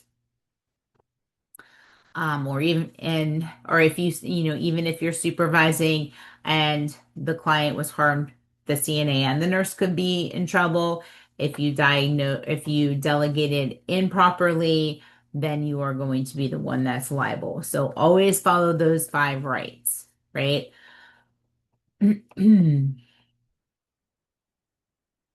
So what can we delegate? So personal care, right? Your hygiene, dressing, toileting, grooming, skincare, feeding and hydration, right? So if they need assistance with feeding, if they, even need assistance with hydrating, your basic restorative skills, so transferring, positioning, ambulation, range of motion can be delegated, vital signs, height, weight, I&Os, assistance with elimination, including catheter care, maintaining safety factors like fall prevention, heat and cold application, infection prevention measures, collecting urine and stool specimens. So, what can we not delegate to a CNA? Complex sterile procedures. Okay, so CNAs are not taught on sterile technique. Okay, so Can't have them change out a Foley catheter. All right. So again, complex sterile procedures cannot be delegated. You can't delegate in crisis situations. All right. So resident who's complaining of chest pain, you can't say, "Oh, can you go get those vital signs for me? I'll be there in a little bit." No, that is an unstable patient. You must go and assess them.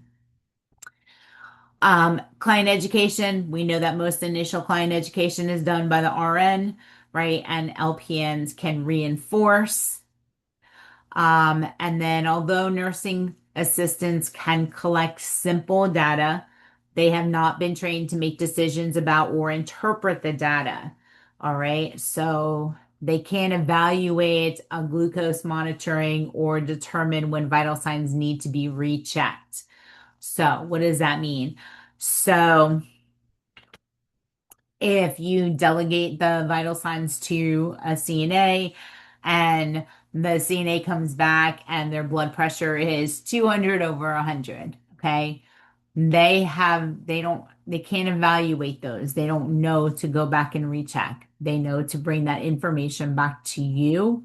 All right. So again, they're not going to make any nursing decisions. They're just going to collect the whatever it is that you're asking them or go do whatever you're asking them to do.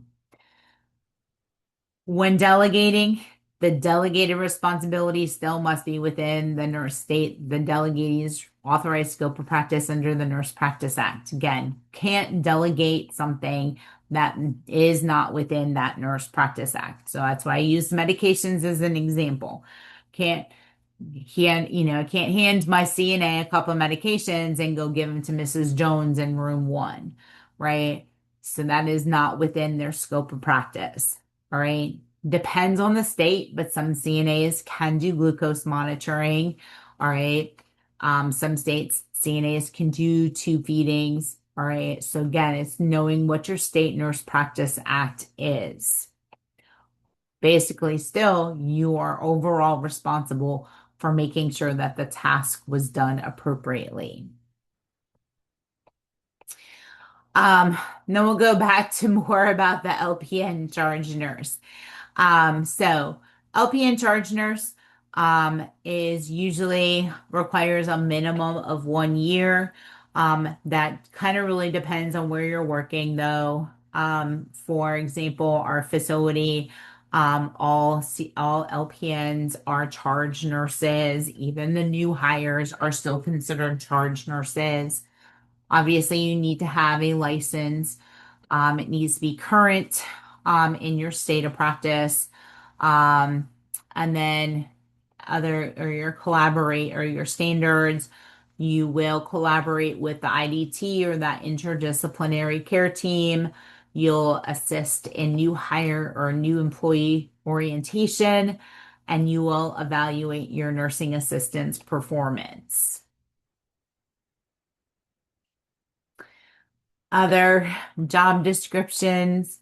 Um, So you have to know the conditions of all of your clients at all times. You will assign tasks.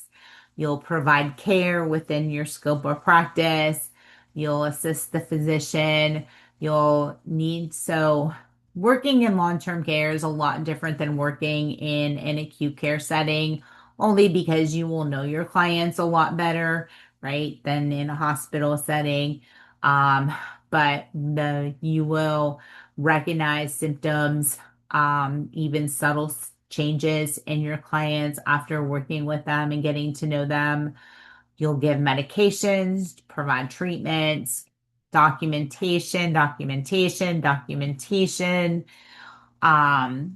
ensure appropriate and organized care. You'll delegate. You want to maintain a safety and safe environment for your residents as well as your team. You want to maintain privacy as well as dignity. Talked about this earlier. What do we need to know? Obviously, your facility organization, right? Where do you fall in on that org chart?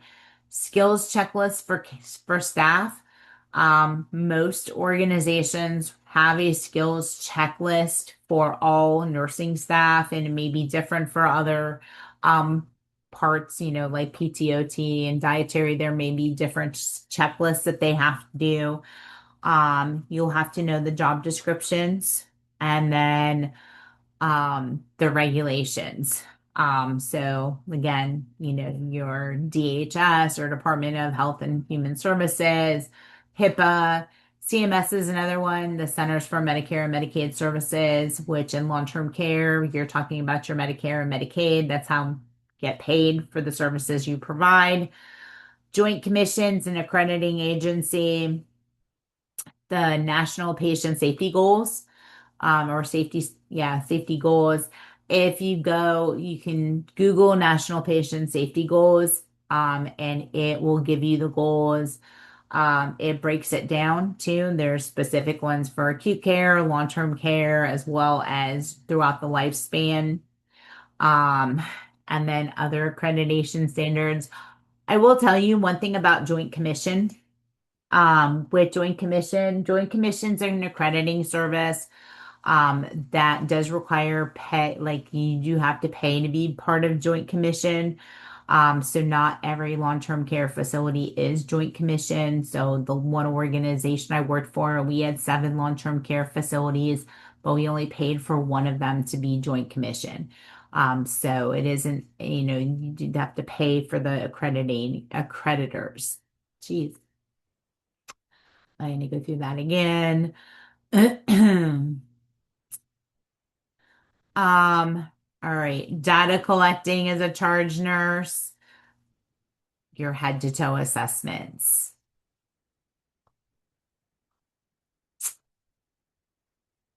All right.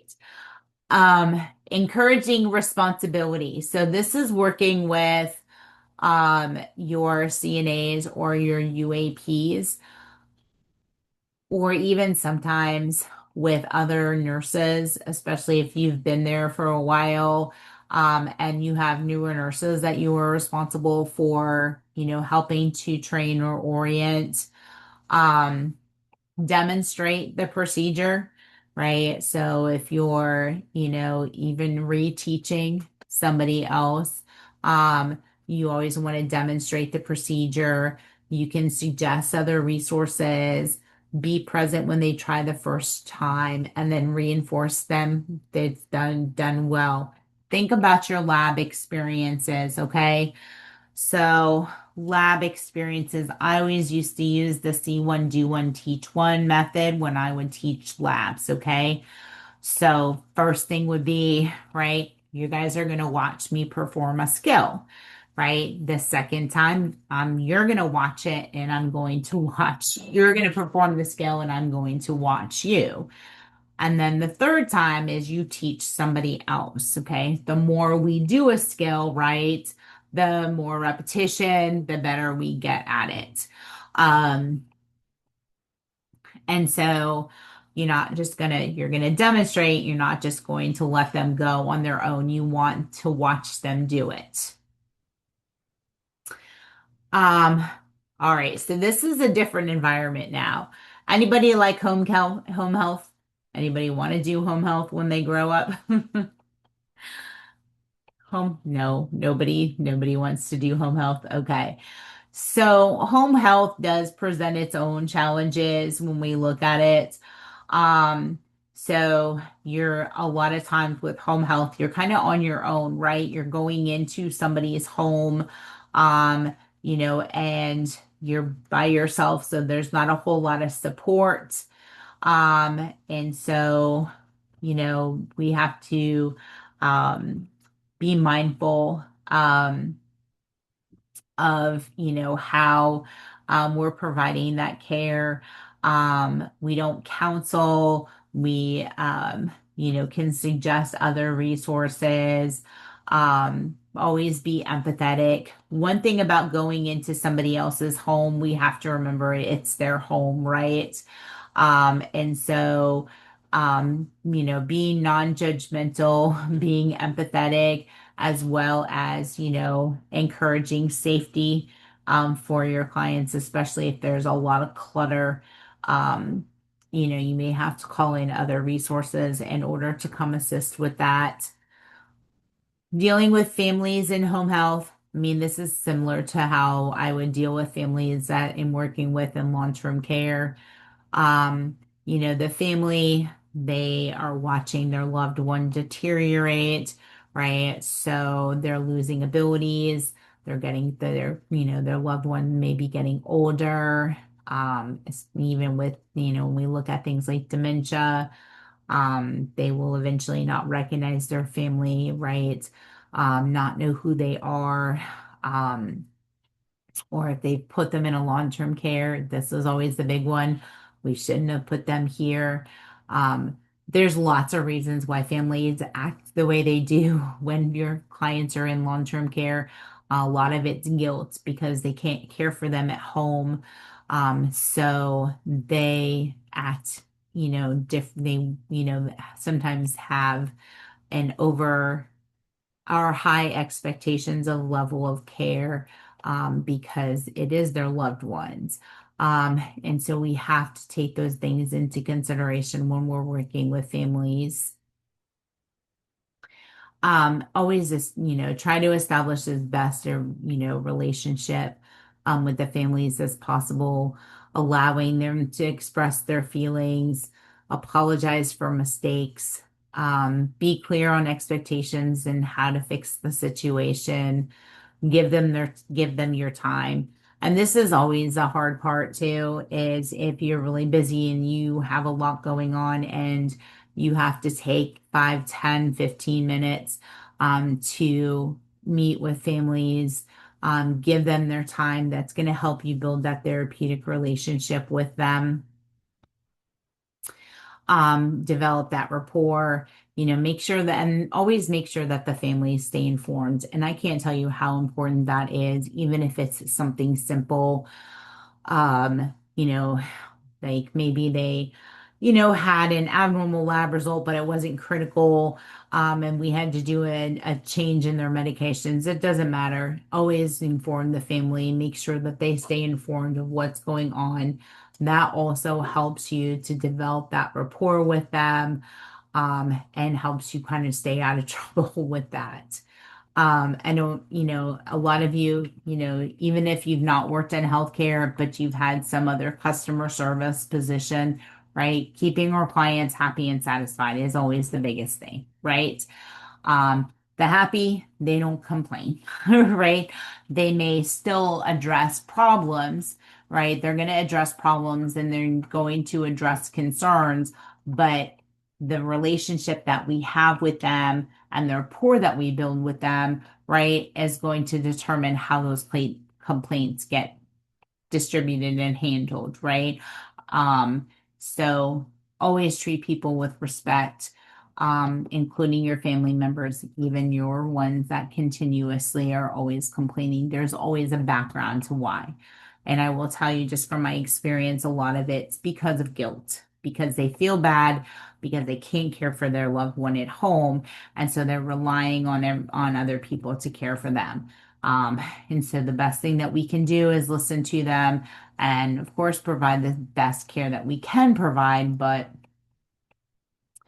um, like I said, if we can establish that relationship with them, then we're going to be better off in the long run. So the next PowerPoint is all about delegation again.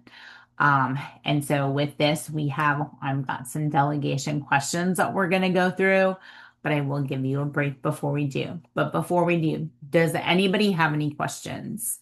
I know it's Monday morning, but everybody okay? And just a thumbs up. All right. So be prepared. So if you need to get some coffee or something, because we're going to go through some questions next. So be back at 10:15. You mean 11:15? Yes, sir. Thank you. 11:15.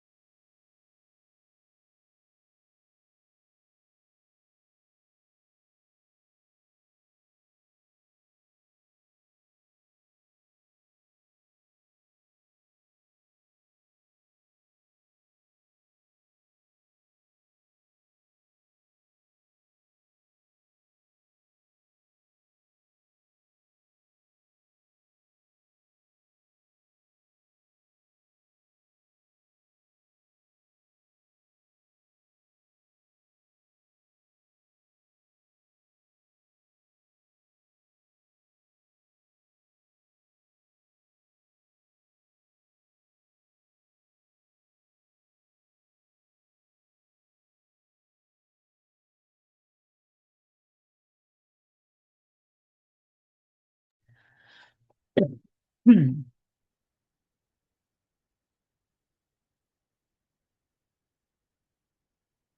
All right, so let's do some questions. All right, so go through some stuff real quick. I'm gonna share my screen. There we go. All right, so remember, delegating is necessary, right? Um, so especially in a fast-paced, multitasking work environment, the nurse can no longer single-handedly manage the bulk of tasks on their own. So the goal of delegation is to multiply yourself in ways that not only saves you time, but develops the competency and capability of your team as well as the individual team members. So what are some reasons we might be hesitant to delegate? Okay, so I enjoy what I do, don't want to sacrifice the work. No one else can do it as well as I can. It might make me look bad if someone does a better job than me. Um, I don't want to burden people with my additional work. It will be easier if I do it myself. That's usually my issue. The company expects me to do this work since I'm the expert, or I don't want to jeopardize my position by making myself irrelevant. So again, know your scope of practice, which is your State Nurse Practice Act. Know the scope of practice of anyone you delegate to. Know the condition of the client, right? Has to be a stable client. You need to know your policies and procedures, job descriptions, competencies of your staff, clinical situation, and professional standards. So let's start. Oops. All right. So again, you have to know the scope of practice. RN, assessment, initial teaching care of clients that require frequent monitoring. So your unstable conditions. LPN, stable conditions with expected outcomes, and your UAP, standard unchanging procedures. There's your 5 rights again. Right task, right circumstance, right person, right direction and communication, right supervision and evaluation. So, which of the following clients would the RN delegate to the LPN? A post-op client who just came from the OR, a new admission from the ED, 3-day-old chest pain, or a client receiving an insulin drip. So which one of those are the most stable of those clients? I'm thinking one. Just came out of the OR. Oh, wait, never mind. A 3-day-old patient with chest, uh, let's say 3-day-old chest pain client. A 3-day-old chest pain client. All right, let's see. Anybody else? Ta-da. Very good. Yes. Post-op, he just came out of the OR, right? So we're not going to get him. New admission from the ED, and then client receiving an insulin drip needs to be monitored frequently. So that 3-day-old chest pain is it. All right. So next one. Which patient with a health problem related to gastrointestinal cancer would be the most appropriate to assign to an LPN? A I'm gonna patient go who with, needs, oops, go ahead. I was gonna go with number 3. Number 3, a patient who needs preoperative teaching for bowel resection surgery. Number 2. I would go with 2. I'm A gonna go patient with who 2. needs enemas and antibiotics to control GI bacteria. All right, so we are assigning an LPN. Yep, a patient who needs enemas and antibiotics to control GI bacteria. A patient who needs a blood transfusion secondary to GI bleeding, right? That RN needs to do that. A patient who needs pre-op teaching for a bowel resection surgery, pre-op teaching, right? That's going to be the RN. or the provider, and then a patient who needs a central line insertion for chemotherapy. That's not something that LPN is going to do. All right. The assistive personnel reports to the LPN that a patient's urine output for the past 24 hours has only been 360 mLs. What is the nurse's priority action at this time? Place an 18 gauge IV in the non-dominant arm. Elevate the patient's head of bed at least 45 degrees. Instruct the UAP or instruct the AP to provide the patient with a pitcher of ice water, or contact and notify the healthcare provider immediately. So we have a urine output for 24 hours, which is only 360. What is normal urine output? What's the minimum amount of urine output we want per hour? 30 milliliters. 30. Very good. But that's not a lot. So I think That is contact not the provider. We're gonna contact the contact the provider. provider because they haven't had any output.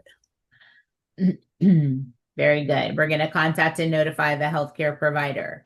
So elevating the head of the bed isn't going to help anybody. Instructing them to provide them with a pitcher of ice water. You know, we can give them water all day long, right? But if they're not going to drink it, right, that's not going to help their output. All right. Which actions should the LPN delegate to an assistive personnel for the patient with diabetes? So this is the select all that apply. So we're LPNs delegating to a UAP, checking finger stick glucose results every hour, recording INO every hour, measuring vital signs every hour, assessing for indicators of fluid imbalance, notifying the healthcare provider of changes in glucose, and assisting the patient to reposition every 2 hours. Which of those can the assistive personnel perform? 1, Okay. 3, 3, 2, 2, 6. 6. 3, and 6. All right, so we got 1, 2, 3, and 6. Oh, 2, 3, and 6. So why not every UAP can do a finger stick glucose, okay? But they can do the INO, they can measure the vital signs, and they can assist them in repositioning every 2 hours. is that one is like due to the facilities protocol? Like some facilities may not allow for the assistive personnel to do the finger sticks. Correct. So CNAs can't do finger sticks. Depends. No. I worked at Drake Hospital and that was the first thing we had to do when we came in is do Yeah, finger so sticks. yeah, that's understanding, yes. So that's an understanding of your Nurse Practice Act as well as your facility policies. But yes. All right. Here is another one. We have 4 patients that arrived simultaneous at the ED. Where's my ED nurse? Which patient requires the most rapid action by the triage nurse and LPN assisting to protect other patients from infection? All right. So we have a 3-year-old patient who has paroxysmal coughing and whose sibling has pertussis. We have a 5-year-old who has a new pruritic rash and possible measles. We have a 62-year-old patient who has ongoing methicillin-resistant Staphylococcus aureus or MRSA, abdominal wound infection, or a 74-year-old patient who needs tuberculosis testing after being exposed to TB during a recent international airplane flight. That was a long one. I'll go with So, 2. all right, we got a 2, 2. 2. 2, 2. Everybody's 2. All right. Ta-da. Very good. Right? Very good. All right. The LPN is caring for a patient with osteoporosis who has an increased risk for falls. Which intervention should the nurse delegate to the assistive personnel? So, identifying environmental factors that increase the risk for falls, monitoring gait, balance, and fatigue level with ambulation, collaborating with the physical therapist to provide the patient with a walker, or assisting the patient with ambulation to the bathroom and in the halls. 4. 4. I Yeah, think I agree. 4. Very good. Good job. So yes, so they can assist the patient with ambulation to the bathroom in the halls. They can't collaborate with the physical therapist. They can't monitor, right? And we identifying the environmental factors that increase the risk for falls. Very good. All right. The charge nurse observes an LPN, LVN assigned to provide all of these interventions for a patient with Paget's disease. Which action requires the charge nurse intervene? So we have administer 600 milligrams of ibuprofen to the client, encourage the client to or encourage the patient to perform exercises recommended by a physical therapist, applying ice and gentle massage to the patient's lower extremities, or reminding the patient to drink milk and eat cottage cheese. So, which one of these would require the charge nurse to intervene? So, So 3. the Paget isn't the Paget disease, isn't that the disease like where they have a high serum level, a high calcium serum level, like hyper hy, is it hyperkalemia? Maybe calcemia. hypercalcemia. Calcemia. Yes, yes. Yeah. Yeah, So, because I it think yes, there's going to be 4 though. So it would be 4. would require them to intervene. Okay. Yes. Oh, wow. Okay. So the hint here is Paget's is a chronic disorder that causes bones to grow larger and become weaker. And so they have weak, enlarged, brittle bones, usually in the spine, pelvis, skull, and legs, generally in people over the age of 50. But they'll have, lots of deformities of the joints, lots of bone pain. And so, um, massage, um, applying ice and gentle massage to the lower extremities. Why would we not want to do that?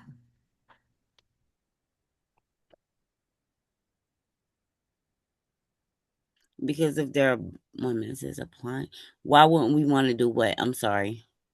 So we're okay. So the charge nurse observes the LPN applying ice and gentle massage to the patient's lower extremities. Why would we want to not do that? Because if their bones are become, let's say, different disease and disorder that causes the bones to Since their grow large. bones are weaker, the gentle massage can maybe affect that in some way. Very good. That's what I was trying to say, Matthew. I know. Me. I was like, come on, you can do it. Yep. So yes, very good. Because they have an increased risk for fractures as well, and we don't want to assist that process. All right. So we have a nurse working on a busy med surge unit feels that staffing levels are unsafe and may jeopardize patient care. The nurse has already informed the charge nurse, but no changes were made. What is the next appropriate action according to the chain of command? 1, refuse to take any new patients. 2, contact the nurse manager to report staffing concerns. Call the state health department immediately or notify the chief executive officer directly. 2. 2. I would say to contact the nurse manager. Very good. So always follow your chain of command. And that's why I was saying earlier that knowing what oh my gosh, um, your organizational grid, right? Knowing where you fall in that organizational grid will help you, right, to determine who is the next level to go to after. So yes. All right. During a multidisciplinary team meeting, the physical therapist suggests early ambulation for a postoperative client. The nurse expresses concern about orthostatic hypotension. What is the best nursing response? So the client should not get out of bed until tomorrow. Let's collaborate to develop a plan that ensures safety during ambulation. I'll follow the surgeon's orders and not the therapist's recommendation, or physical therapy should handle the ambulation independently. Two. I'm thinking two. Two. Very good.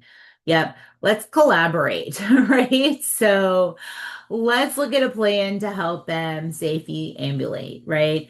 The client should not get out of bed till tomorrow. Well, that's not really going to help their orthostatic hypertension, just keeping them in bed, right? I'll follow surgeon's orders and not the therapist's recommendation. That's not a very good, effective communication or teamwork. Physical therapy should handle the ambulation independently. So one thing about physical therapy is they're not there 24 hours, right? So best one is going to collaborate to develop that plan for safety. All right. The nurse is caring for several clients and delegates vital signs to an experienced UAP. So we have an experienced UAP. So which statement by the nurse best demonstrates effective teamwork and communication? So, one, take everyone's vital signs before lunch. Two, get vital signs for rooms 201 to 205 and report any systolic blood pressures below 100 millimeters of mercury or a heart rate above 120 immediately. Three, you know what to do, just record all vital signs in the chart. Or four, do vital signs for the patients you have time for first. Which one is going to demonstrate the most effective teamwork and communication? Two. Thinking two. Two. Yes. Again, effective communication, right? And so effective teamwork requires clear, specific, and outcome-focused communication. Sorry. The nurse provides explicit instructions and defines when to report abnormal findings. This promotes shared responsibility and accountability, ensuring patient safety. All right. So, yep, if we don't identify the problem, that's usually where we are going to have the issue, right? And not get the answer correct. So we have some more. All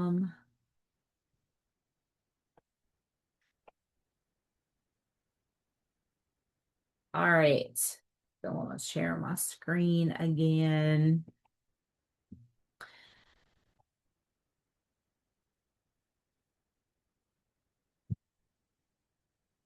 All right. Sorry. Share. All right. Oops. I don't need the news. I don't know why my mouse keeps go. Thank you. All right. The nurse has delegated all the personal care of her patients to the assisted personnel. Which of the following situations would warrant the nurse to give additional guidance to the assisted personnel? So one, a patient with COPD who is reclining in a chair at a 120-degree angle.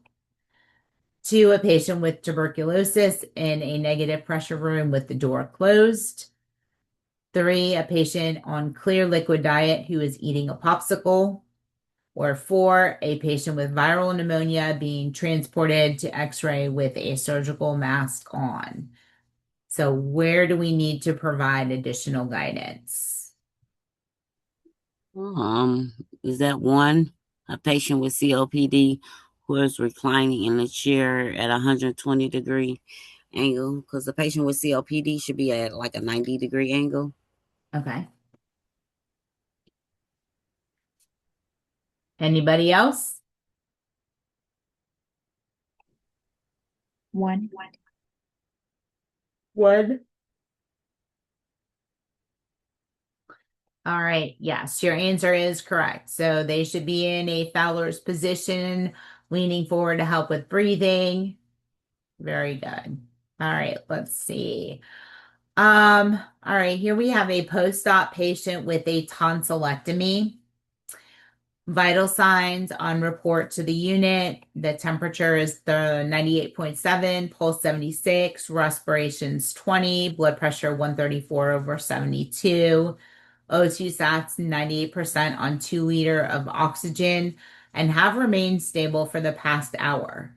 Which post-op duty should not be delegated to the assisted personnel? So which one are we not going to delegate? Check vital signs every 30 minutes to 2 hours. Position the patient in a semi-Fowler's position.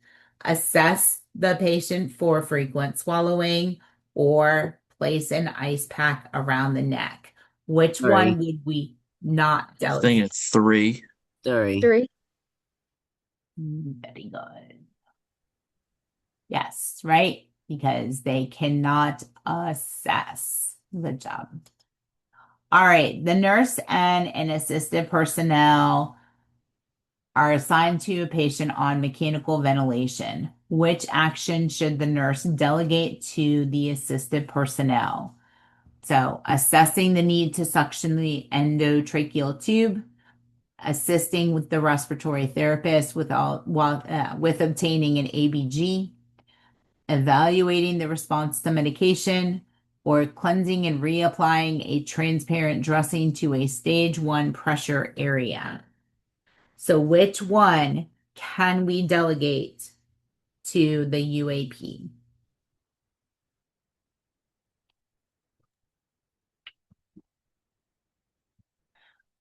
And Would this it is be a, D? Would it be 4? so we got 4. Yeah. Anybody else before I click submit? No. All right. So, correct answer is assisting with the respiratory therapist, or assisting the respiratory therapist while obtaining an ABG. So, they're not drawing the ABG, they're assisting. So remember, they can't assess, they cannot evaluate, and then in most cases, they cannot apply a dressing, then especially to a pressure area, because the nurse has to go in and do an evaluation, right, to check on it. All right, here's a select all that apply. So the nurse is caring for a post-op client who underwent surgery for placement of a porcine valve. Which instructions should the nurse give to the assisted personnel regarding the post-op care of this patient? So this is a select all that apply. So we have use a soft toothbrush when providing oral care twice a day. Chart I&Os. Observe for and reports obvious bleed on the surface of the dressing. Report any complaints of chest pain or discomfort. Apply oxygen via nasal cannula at 2 liters per minute, or remind the patient to cough and deep breathe every 2 hours. So what can the AP do? 1, 2, and 6. 1, 2, 4, and 6. 1, 2, 4, and 6. All right. So what did we? All right. So 1, absolutely use a soft toothbrush. We can do the I and O's. What did we miss 3? Observe for and report obvious blood on the surface of the dressing. Report the chest pain. Remind to cough and deep breathe. So observe. This is just looking. So if they're in there and they're providing care and they see that there's blood on the dressing, they need to report that back to the nurse. Does that make sense? It's not assessing it, it's just they saw blood so that they are going to report that back to the nurse. All right. Which instruction would the nurse give to assistive personnel about caring for a patient who has altered mental status during the post-ictal phase of a grand mal seizure? So stay with the patient until they are alert and able to recall events. Assist the patient to a sideline position and encourage rest. Arouse the patient every 15 to 20 minutes and give sips of fluid. Or observe, report, and document the return to baseline behavior. So, which instruction would we give about caring for that patient with altered mental status during the post-ictal phase after a grand mal seizure? Again, one. Would you tell them to stay with the patient? One. Anybody else? Hey, this is a good one. I like this question. But I will, you guys took one. So it is two, right? So they can assist to the sideline position and encourage rest. Okay. So obviously they're going to need to be, they're going to be, most people following a seizure are going to be tired. Staying with them until they are alert and able to recall events. And so even when fully alert, they may be able to are unable to recall events. So that is one thing with seizures. Um, Even when, they are alert, they may not be able to remember the anything prior to the seizure or the seizure itself. All right. All right. The patient has a Glasgow Coma Scale score of 8. What does that mean? What does it mean if I have a GCS score of 8?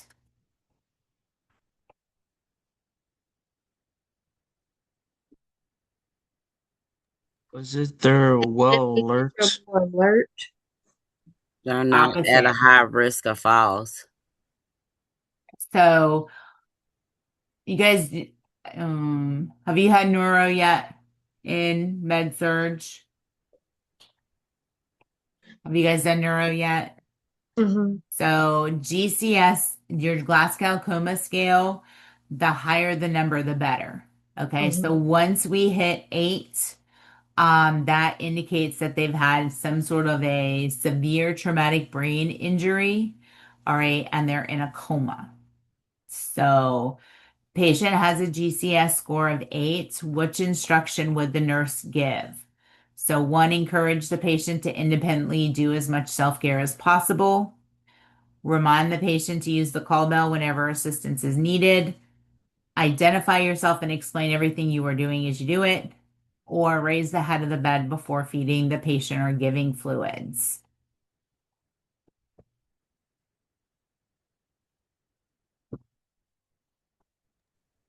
3. 4. 3. 4. Very good. Story. So, GCS score of 8, they're in a coma.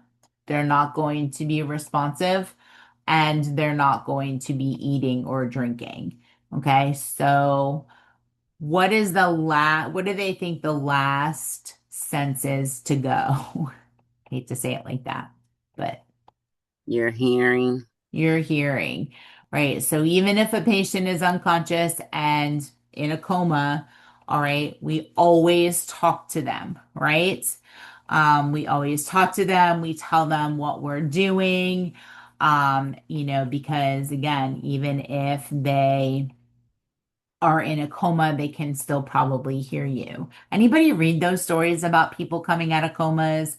And they can tell stories about things that happened while they were in their coma, like how, even their care and stuff. So yeah, I just think it.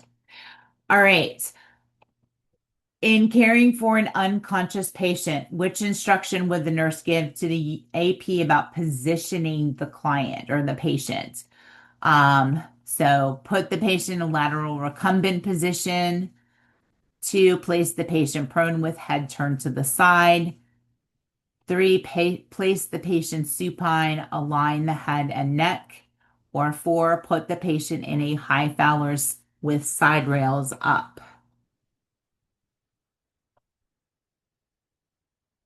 So we have a unconscious patient. How do we want to position our unconscious patients?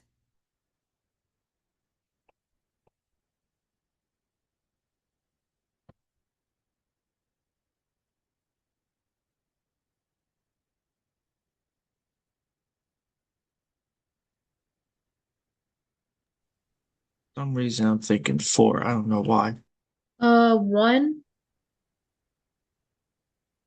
We got a one and a four. Anybody else? I need an ice break. I mean a tiebreaker. I think it's 3. Oh, All right, I got a one, three, and a four. I need a I say tiebreaker. Okay, haha. All right, somebody else give me an answer. 1. All right, so we had two ones. All right, here we go. All right, so correct. We want to put them in a lateral recumbent position. So that is preferred to prevent aspiration. All right, so what does a lateral recumbent position look like? on their side. There you It's go. to keep them from vomiting. So you put them on their side. I think that's how it is. Yep. From what I No, read you're about you're absolutely correct. It is putting them some on their side. That's what we call the recovery position, it. right? So I know instead of putting them right, instead of saying let's lay them on their side, right? They just put the lateral recumbent position. So just know that your recumbent position is usually what we put in them for protection. All right, good job. All right. Which actions can the nurse safely delegate to assistive personnel when caring for a patient at risk for pressure injury? So we have select all that apply. So, all right. So turn and reposition every 1 to 2 hours. yes, Yes. Check and record vital signs every 4 hours.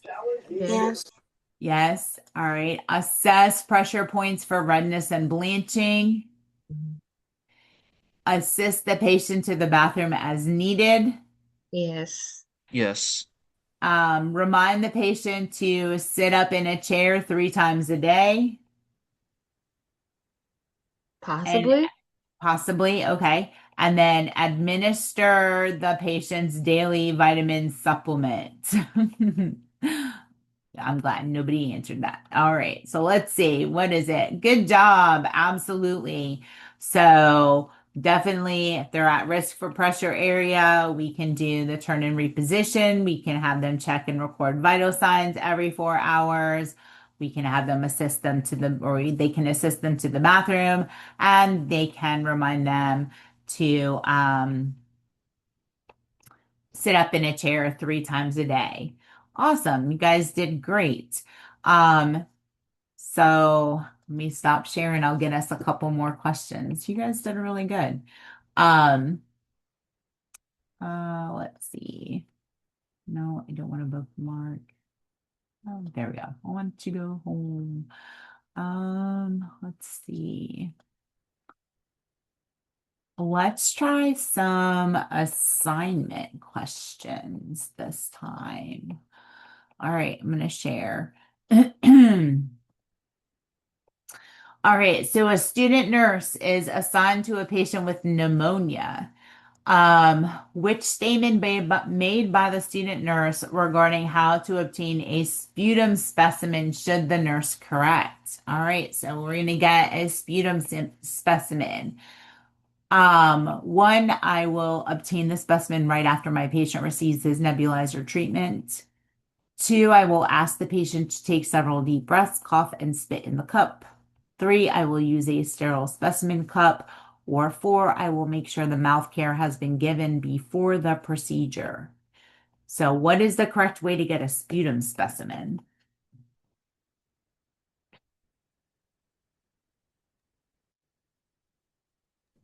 You said the correct way? One. Correct.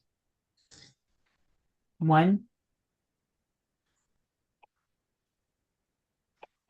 Yeah. All right. So, several deep breaths, cough, and spit in the cup. I hate getting sputum samples, not gonna lie. So, yeah, so you want them to take some deep breaths to see if we can help get that sputum up. So sometimes taking those deep breaths will help, then have them cough and spit in the cup. I will tell you also too, I know it said it here, right? Yeah. The best sputum specimen is first thing in the morning before breakfast. So when they first wake up, have them take some really good deep breaths, cough, and try to get that sputum up. Which statement by the nurse will give the clearest direction to the assisted personnel about assignments? So one, the patient needs to be walked down the hall today. Two, place the patient in the chair for at least 1 hour today. Three, please bathe and dress the patient by 10 a.m. for transfer. Or four, put a suture tray in the room for the surgeon. Which is the clearest one of those directions? Three. Very good. Yep. Please bathe and dress them by 10 for transfer. Good job. All right. The nurse is making assignments for the med surg unit. Which patient should the nurse assign to an AP who has floated from the maternity unit? So one, a post-op artery bypass graft or cabbage, who is stable and needs support to cough and deep breathe. Or a patient with a new tracheostomy who is coughing up copious amounts of sputum, or a patient with coronary artery disease who will be coming back to the unit after cardiac catheterization, or for a patient recently diagnosed with angina. So we have a nurse or an AP who's floated from maternity to med surg. Which one of those is the best one to give to the AP? Would it be one? Very good, right? Because that's the most stable one. He just needs support to cough and deep breathe, right? That's a new trach, lots of sputum. He's coming back after a cardiac cath, and this one's recently diagnosed with angina. So again, this is the best one for someone that's being, floated. All right. The nurse is caring for a newly admitted patient from the emergency department with acute substernal chest pain. Which actions can the nurse assign to an AP? So we have a newly admitted patient from the ED with acute substernal chest pain, and we are assigning them to an AP. So, or which actions? Questioning the patient about his medication history, obtaining a capillary blood glucose level, applying electrodes for cardiac monitoring, or notifying the healthcare provider of the patient's admission.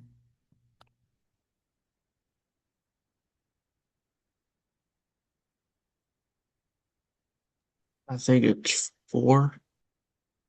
Four, assigning to an AP. So it'll be Three. three. Oh, my Three. bad. It's okay. All right, yes, they can put the electrodes on for cardiac monitoring. All right. Which positioning instructions should the nurse give to the AP regarding the care of a patient with PAD who is having moderately severe pain and numbness in her lower extremities? So, what instructions are we going to give? One, place the patient in bed and raise the foot of the bed above the level of the heart. Two, place the patient in a reclining chair with the legs positioned at a 180-degree angle. Three, place the patient in a chair with the legs hanging down at 90-degree angle. Or four, place the patient in bed in a supine position with a pillow under the knees. That's a lot of different positions. Okay. So we have peripheral artery disease. They're having severe pain and numbness in the lower extremities. How do we want to position this patient?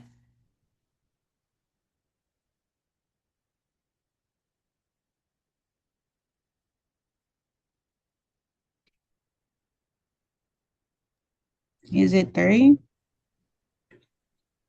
Legs hanging down at a 90 degree. Okay. Anybody else? Maybe one. Here we go. One or three. Can I get a tiebreaker?